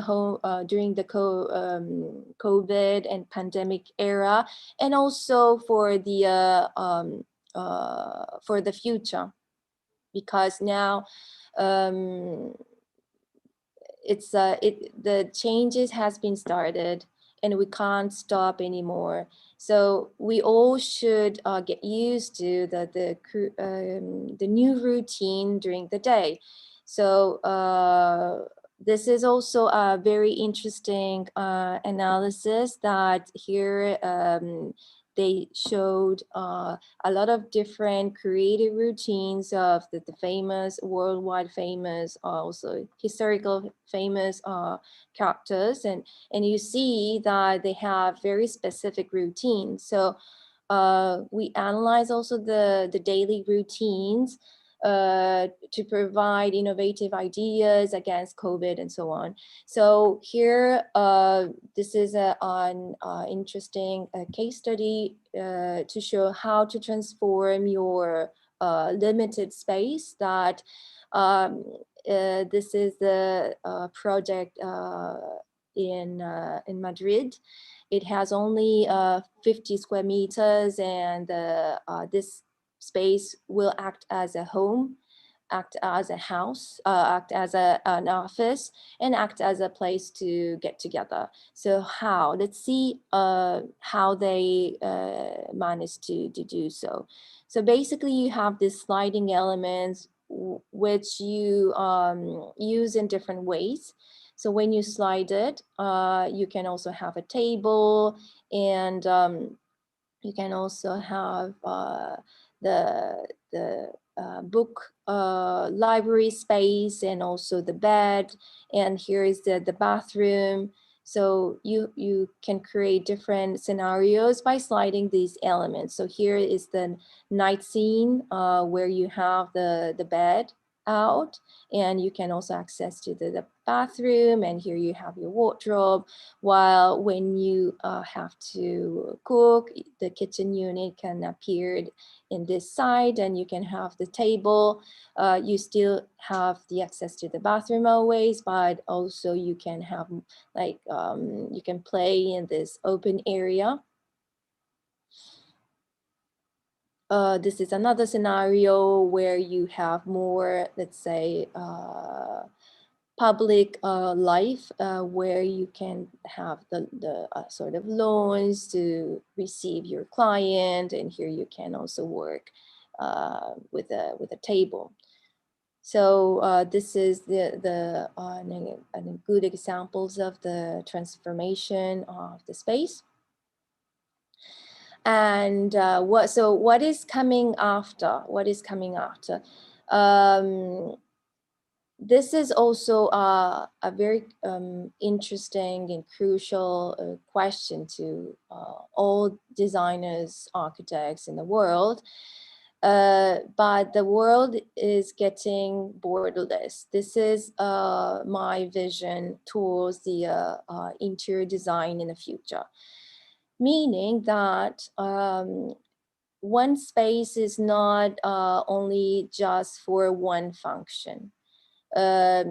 One space can be used in a multidisciplinary way, just like we tested also at home during the COVID era. So for example, the residence here, this is a project from Duo from Turin. The architect name is Marcante e Testa, and they introduced a very creative scenario in a residence space that you see that a very strong narratives introduced by the architect. So the residence space is not only just a house, but also to communicate your stories, or act like as a scenography or set design in this case. So you clearly see that here you see an influence from a fairy tale, this is another project from the same architect, Marcante Testa from Turin. And here in this space, this apartment has a beautiful courtyard where you can see a lot of green. So the idea of the architect was to introduce also some greens from outside and included inside of the interior space. So they specifically selected this wallpaper. So you see a mysterious, let's say, a secret garden kind of representation. And the colors are also carefully selected to represent this idea of interior as an exterior space. You see also very characteristic use of colors from these architects. So you have to also have a deeper knowledge of the materials, the traditional materials, also the transparencies, and if you see through, you can, if you use this kind of material, you can still see through the space behind, but you can subdivide it. So you see the architect's intention. This is a hotel designed by Patricia Urquiola. She's a Spanish designer, but based in Milan, and she has her career in Milan for a long time. So she's considered as a sort of Milanese designer architect. But this is a hotel called Roommate Julia. So the concept here was that you go to the hotel, but you are as if you are visiting your friend's house. So Roommate Julia, this hotel is designed as a room of Julia's, okay, of Julia's place. So there is this imaginary character called Julia, and this is her room. So they set the characteristics of this imaginary personality. And so when you visit the house, when you visit the hotel, you feel like visiting your friend's house. So it's also an examples of the borderless concept of the hotel, the hospitality, and residential design. So you see here also a very bold use of colors and materials, but those are based on the imaginary character of Julia. This is the examples of a hostel called Ostello Bello in Milan. They have two hostels in Milan, and many others also in Italy, like in Sicily. They're opening one also in Bologna, Florence, and they have also a lot in Myanmar. They are a world award-winning brand in terms of the hostel company. And here their idea was to provide a platform where the locals and the visitors can interact. So this place was get quite famous, not only for the visitors, but also the locals, that they go and spend their time as a urban living space. So the interaction between the locals and visitors went quite well. So this brand became quite famous. And you see clearly from their furnishings and furniture that they wanted to provide some cozy living space open to anyone in an urban context. So then this is the examples of a showroom that this shows the let's say blurred boundary between the showroom and art place, art gallery, and artwork. This is a project by Nendo done in New York for Campa. It's a Spanish shoe brand. And here you don't see their product so many, but you see these white shoes. So this proves the fact that the showroom is not anymore a place to just sell their product. The showroom is a place to communicate the identity of the brand, basically. So the idea of the designer here was that they wanted to have this feeling that you as if you're walking on the wall. So they positioned this white iconic product from Campa everywhere, and they just positioned few products from Campa inside of the showroom, but they successfully communicate the idea of transmitting the brand's identity. So this became quite famous and communicate in many channels, and they achieved the successful goal. This is another showroom of Vitra. This is situated in Vitra House, projected by Herzog and Mouron. Those very iconic, the house-like building in their headquarters. And here you see clearly the world of Alice in Wonderland. So of course, this is a showroom to showcase their product, but they introduced this strong storytelling of Alice in Wonderland. So you see their product in different colors and things, but basically what they wanted to communicate was the brand's identity and a new experience with their product. Okay, Rossana Orlandi, she's a lady who is one of the gurus of design, Milanese design field.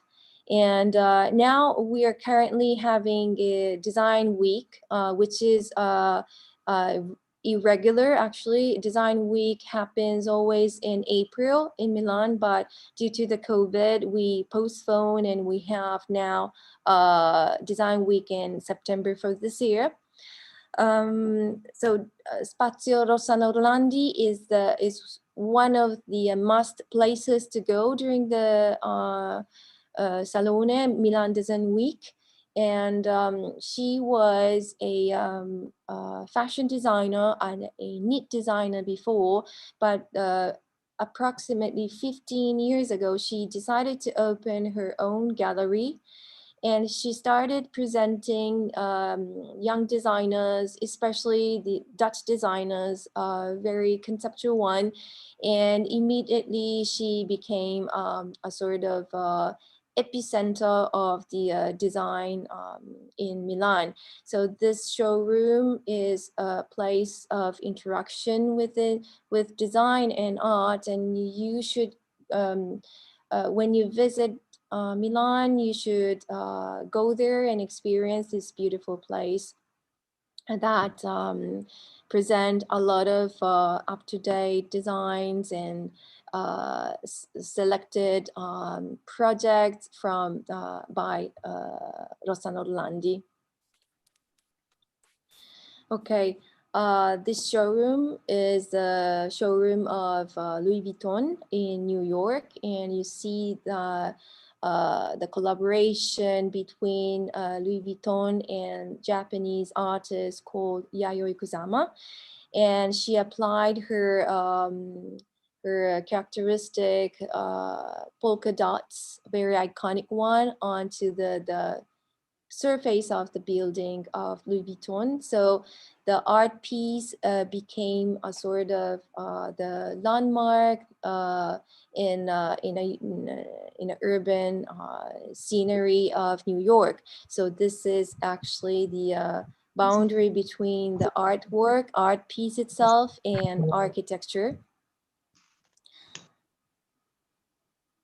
Oh, okay, sorry, I went the other way. Okay, so understanding art is crucial to be a designer nowadays, because they anticipate, they also be an activator.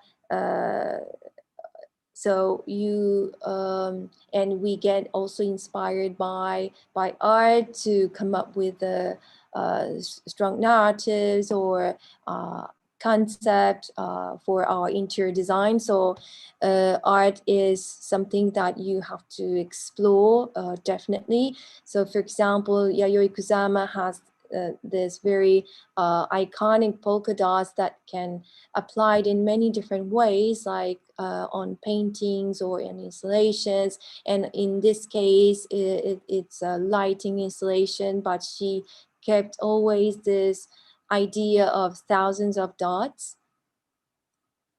And installation is a very strong way to communicate your ideas and identities.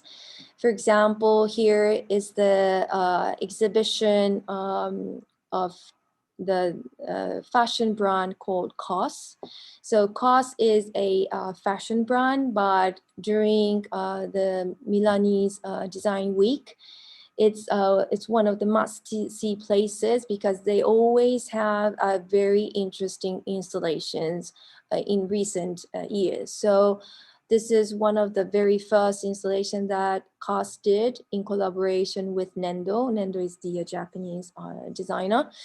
And here they basically don't showcase their product. This installation is not it's not aiming at selling their product, but they wanted to communicate their brand identity. So here you see many white shirt from COS, and this you see this path, and when these white shirts come into this black wire frame, it turns to be black, and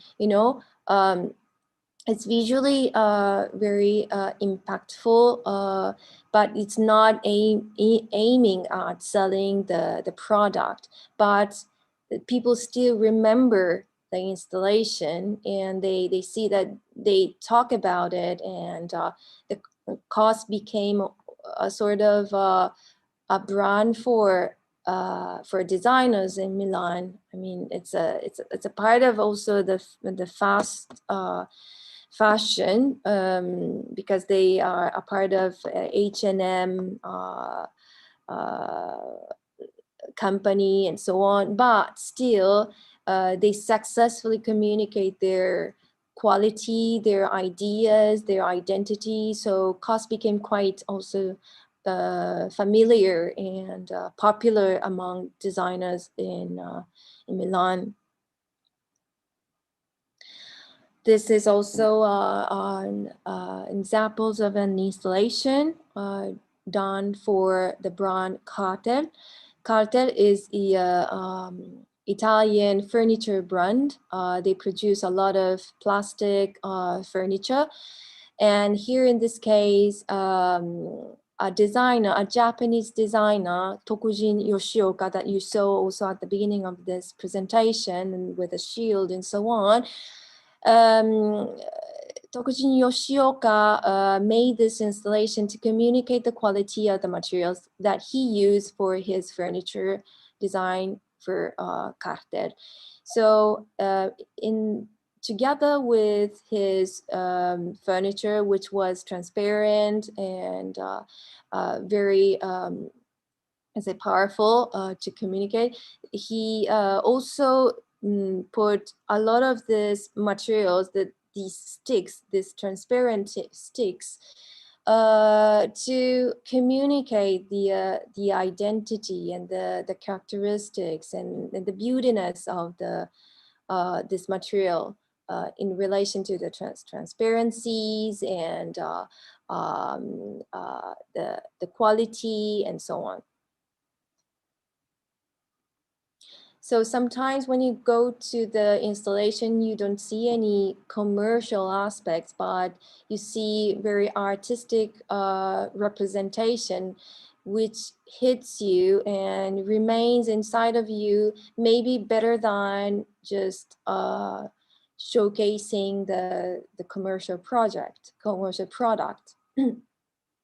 Okay, this is the also an installation. This was the exhibition done by Cartel in 2020 at our Palazzo Reale in Milan. Palazzo Reale is the royal palace in Milan, and the name of this exhibition was The Art Side of Cartel. So, of course, Cartel is a brand. Is a very innovative brand with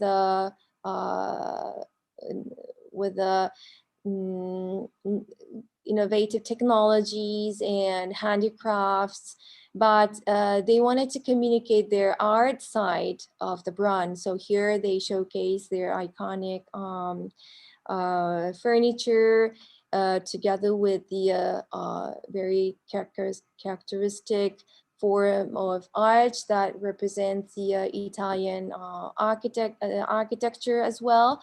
And here they mainly speak about the art side of the brand.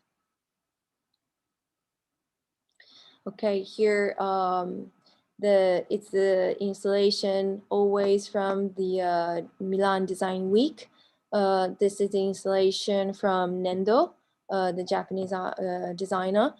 And the title of this installation was 50 manga chairs that he showcased 50 different chairs that represents the idea of Japanese manga, Japanese cartoon. So in a cartoon, in an animation, you usually see the effect, the sound effect or the movement effect in a very visual way. So he tried to do the same thing applied on the physical object. So here in this case, you see that some chairs are moving or rotating or shaking or jumping, and the chair itself represent the movement. So here, for example, this chair is walking, this chair is swinging, this chair is rotating, and this chair is jumping, and so on. So this is also the examples of importance of how to communicate your, let's say, brand identity throughout different contexts, different medias. So this is an example, always by Nendo, that this is actually a gym space. So it's a climbing wall, okay? But at the first glance, you never say that this will be the climbing wall, but it looks like a art gallery, right? So this is also an examples of blurred boundary between one context to the other. Okay, this is a restaurant we have in Milan. Also here, not only just eating or providing foods, restaurant is the place to also experiment and give extraordinary feeling. Here in this case, they have this long table that changes drastically this this place with this big chandelier. Some restaurants are more, let's say, cozy and homey to represent the idea of being at home. So this place is designed to be like in a grandmother's house. So this is also on examples of the blurred boundary between the house and the restaurant. Okay, and especially after the pandemic, we understood the importance of having contact with nature, because when we are inside of the house, we really miss the air outside, staying outside, sunlight, nature, and so on. So there are a lot of tendencies nowadays to include the exterior space inside of the interior space. For example, this is the house designed in Japan, in Tokyo, Tsuruoka House, and the architect designed this this building meant to house a lot of different creatures. So not only just human beings stay in this house, but also plants, nature, insects that can coexist inside of this building. So you can see. Excuse me, that, Mrs. Yes. Oh yeah, Asegawa, how about we have another 1 minute, because so many people really wants to ask so many questions already. Okay, great. Then Is it possible if we short it out 1 minute and then we go with the question and answer so people learn more from you? Okay, then I can finish my presentation here, concluding that interior and exterior, the boundary between interior and exterior is getting blurred and blurred, you know, so you can see a lot of you know, contamination between interior and exterior.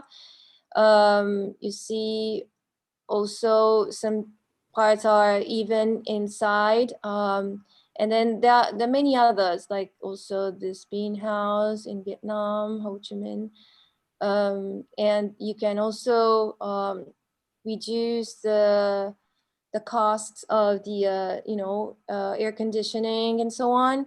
So the interior design, it has infinite possibility. So I would like you to explore this possibilities in your project. So this is my lecture, and I was asked also to show, if you don't mind, I would like just to introduce the competition we're having right now for DOMS Academy. Just 1 minute. Is it okay for you? Yeah, okay, perfect. Okay, great. Then I can share. So we currently have, wait a second. We currently have 2 different competitions. One for Masters in Interior and Living Design. Let's say, okay, for this one. Okay, So at GEMS Academy, we offer a lot of scholarships based on the design competition. So here is the first one for the Masters in Interior Living Design in collaboration with Lissoni and Partners, which is the very worldwide famous Italian studio. And we ask students to design a innovative residential project. So basically, the brief is, you can go through the brief, but if I summarize the brief, you have to come up with the very innovative residential projects, taking into consideration the transformable aspect. Okay, so the space can be used in different ways, so how you can transform this residential space. So this is one project.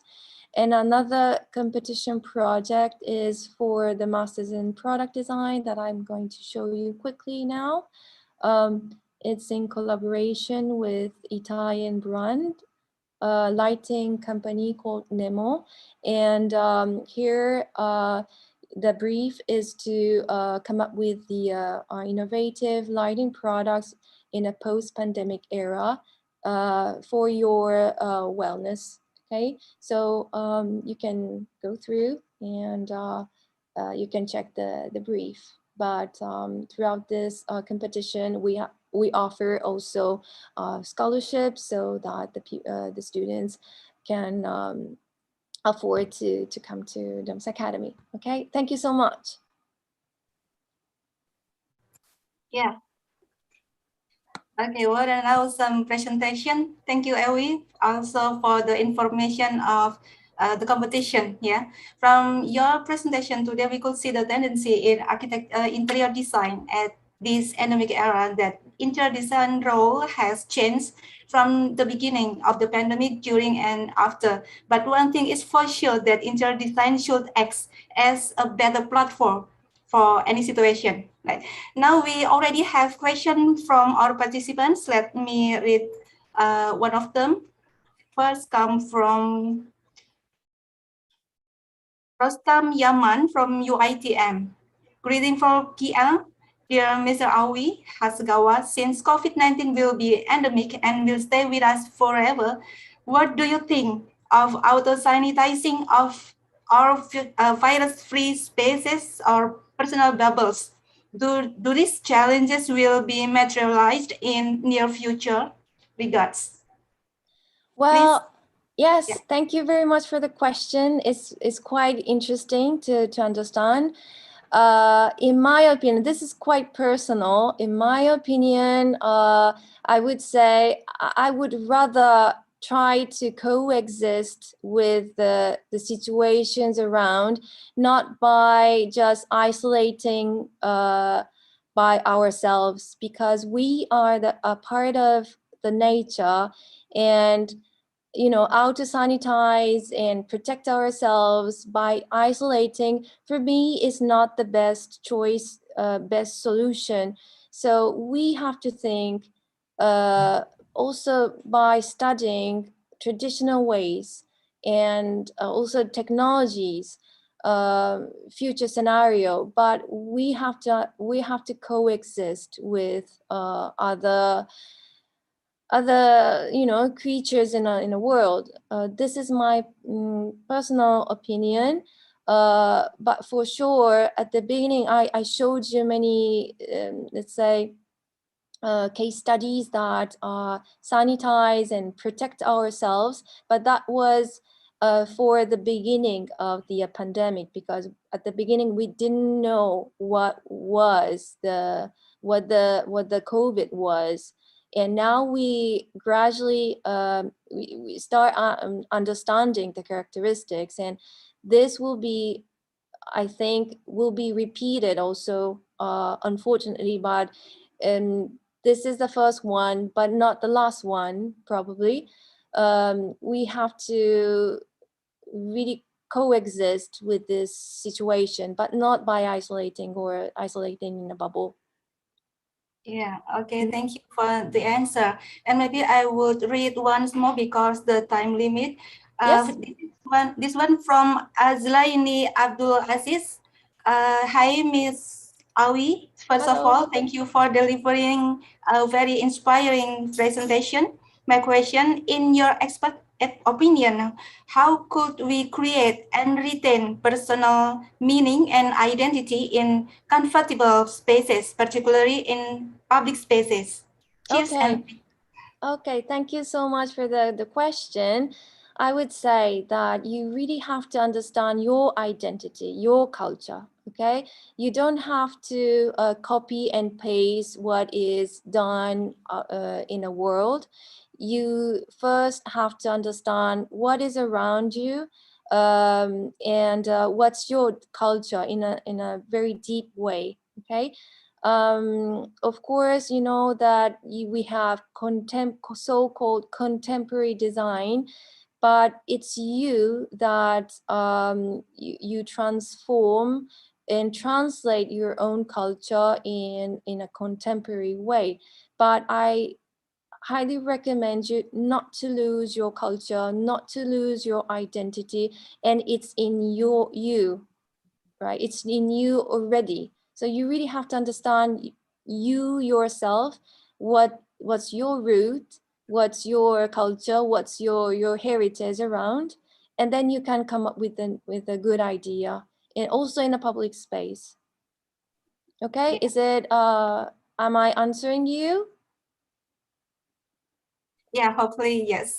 Okay, so don't copy and paste, but it's inside of you already. Okay, so you have to discover it by yourself. Yeah, it's a personal thing, right? Would you please answer one more question? Sure. Awi, yeah. Konnichiwa, Miss Awi Hasegawa. Very Konnichiwa. presentation. Living in endemic meaning we need to live with this COVID-19 for a very, very long time. In regards to the current social distancing requirement, how do you think this will affect the overall interior space planning in future, especially for the commercial area? Thank you, and UITM. Yes, please. Thank you very much. Very, very good question. Actually, it's already there that everywhere in a public space, we need to have this social distancing. So it really affects our behavior. Our behavior, our routine, daily routine will be drastically changed. So we should, and this remains, unfortunately, the behaviors will be changed. For example, we're gonna shake hands very few, maybe less than before, or we hug each other less than before. But it will definitely changed. And also it should be included in the interior design project as well. It will be the interior design will reflect this this aspect, definitely. Yeah, thank you. Unfortunately, we have reached the time to wrap this webinar with the conclusion. First, at the beginning of the pandemic, interior design also acts as disease containment since 90% of daily life is indoor. And two, during the pandemic, interior design should support the activity, especially in home, not only to live in, but also to work in and to relax, to manage the stress from working. Space should be transformed into different functions. And third, after the pandemic, space become borderless, multifunction. The interior design tend to change into a friendly space that people feel familiar and comfortable with, and also focus on interactive space. Also, commercial space has another function as an installation art, as interior design become a connection of our soul to arts, right? Mrs. Anis, this discussion is so exciting, don't you agree? So once again, thank you, Awi Hasegawa, and all participants for our discussion. I'm Augustina Ika, and then I will return this event to Mrs. Anis Walls. Thank you. Thank you very much. Wow, thank you very much. Thank you very much. Subarasi presentación. Arigatou gozaimasu. Arigato. どういたしまして。Thank you for Moy Hasegawa and Ibu Augustina Ikawidiani STMDS. Frankly, anatakara manabu no wa totemo ureshi. So, arigatou gozaimasu, Moy Hasegawa. Must be very, very, yeah, very, very wonderful. Subarashi presentação. Okay, now we finished the 2 beautiful webinars, and I hope we all can get the good knowledge. We can get something positive from this, which is very wonderful, both of the seminars. Thank you once again for Mr. FND and Miss Maui Hasegawa. And the last but not least, we're gonna invite Miss Nabila Aris from Malaysia. We present Nabila Aris as program chairman of our events. Okay, Mrs. Nabila Aris, time is yours. Thank you. Thank you, Anis, and thank you, Mr. FND, for the presentation on the webinar 1. And arigatou gozaimasu. And grazie per la tua presentazione, Ayol. My name is Nabila Aris Wise, and I am the program chairperson for International Design Labs and Center IDL+C 2021. So International Design Lab and Competitions is, before I start, I would like to share my slides to briefly explain this program. So the International Design Lab and Competition, IDL+C, is a collaborative webinar event, online critic session and poster contest between Himpunan Design Interior Indonesia, HDII, and UITM Center of Studies for Interior Architecture, CSIA. So the program aims to engage professionals, educators, and students in an international exchange of ideas, embracing a diverse knowledge of creativity and innovation. So as previously mentioned, we have 8 universities from Indonesia participating in this program, and we are pleased to invite 3 international speakers from Italy, the United Kingdom, and the United States of America to share their thoughts. So the objective of this event is to promote the working partnership between HDII and UITM, establishing the format for further collaborations in the future. Next slide, thank you. All right, so this is the competition design brief. So students are required to find solution to the competition's theme of interior design during an endemic. Students will be given an online platform to share their daily activities. To exchange classes will start tomorrow and continue for the next 3 weeks. So the design will be judged based on 5 sets of criteria. Number 1 will be social and environmental impact. 2, research and insights. 3, thought processes. Number 4 is viability, and last but not least, creativity and innovation. Next. So next, all right, okay. Competing in the event. So we have 60 participants, 10 professionals and lecturers from Indonesia, 10 lecturers from Malaysia, 20 students from Indonesia, and 20 students from Malaysia. Therefore, we will have a total numbers of 10 teams with 6 people per person. And I would like to introduce our judges for design competition. Because number 1 is Managing Directors of Design Wilks, Interior Designer Sirajul Fahmi, TJ Fine Art Founder, Dato Professor Tajuddin Ismail, our President of HDII, Rina Renville, and last but not least, we have Design Director of Zone 19, Francis Suja Seputra. And the last slide will be, all right, okay. Thank you, Sarah. So the last one will be competition schedule. So there will be classes between mentors and mentees, scheduled between 7th of September until 20th of September.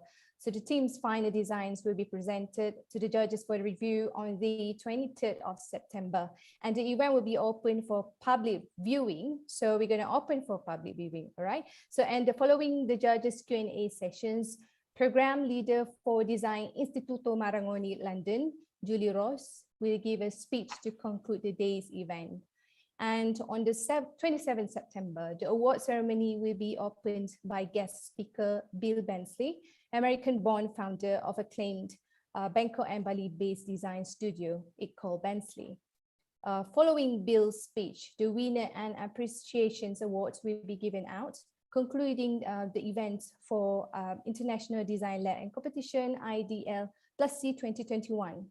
So I thought that this thought implementation, the proposed IDL+C program, the objective of developing an academic, cultural and research cooperation between the Malaysian and Indonesian institutions will be confidently achieved to the mutual benefit of all those involved.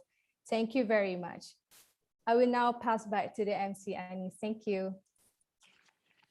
Thank you. Wonderful, Nabila. Okay, so after Nabila, this is the time we're closing the webinars and the open ceremony.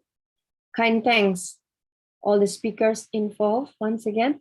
We trust everybody will enjoy the workshop and appreciate the time and effort involved by the committee in making this workshop happen. We hope you all enjoy the competition and the collaboration. Jangan lupa ya, don't forget to watch open judging ya.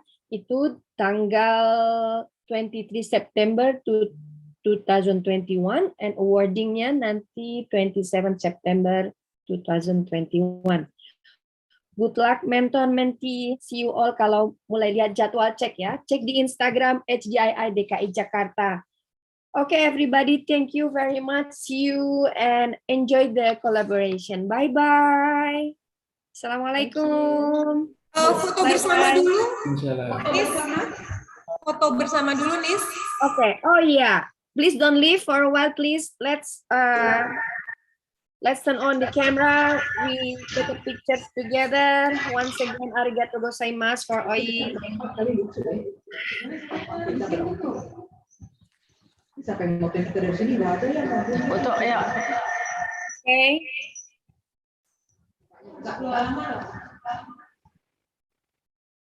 Who's counting? Mbak Anis aja. Okay. I'm counting. Mbak Anis aja yang counting ya. Okay. We open the camera. I'm counting now. 1, 2, cheers. Okay, let's clap together for closing this webinar. Thank you so much, everybody. Bye-bye. Bye-bye.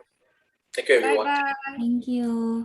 Thank you so much. Thank you, Endo, Nabila, Mbak Anis, Ayo. FND, thank you. Thank you. Mentor ya. Bye-bye. Alhamdulillah.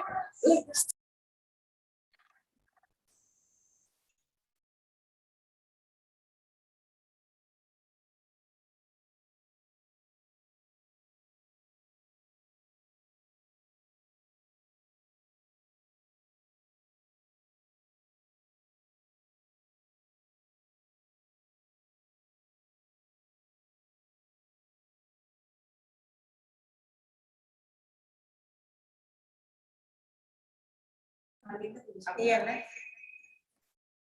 Dong itu. Sudah isi absen kan semuanya? Enggak yang punyanya itu dimatiin. Silakan isi absen yang belum.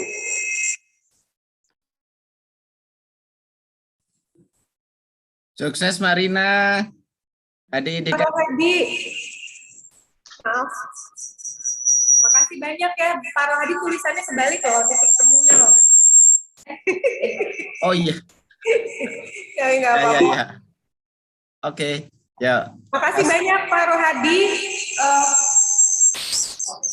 Echo. Bapak nanti kami undang lagi di wording ya Pak. Ya, makasih. Saya live ya. Nah, yuk semuanya. Thank you. Thank you. Very nice event, everyone. Bye Mbak Naila. Terima kasih ya. Mbak Ika, thank you. Mbak Sarah. Heboh.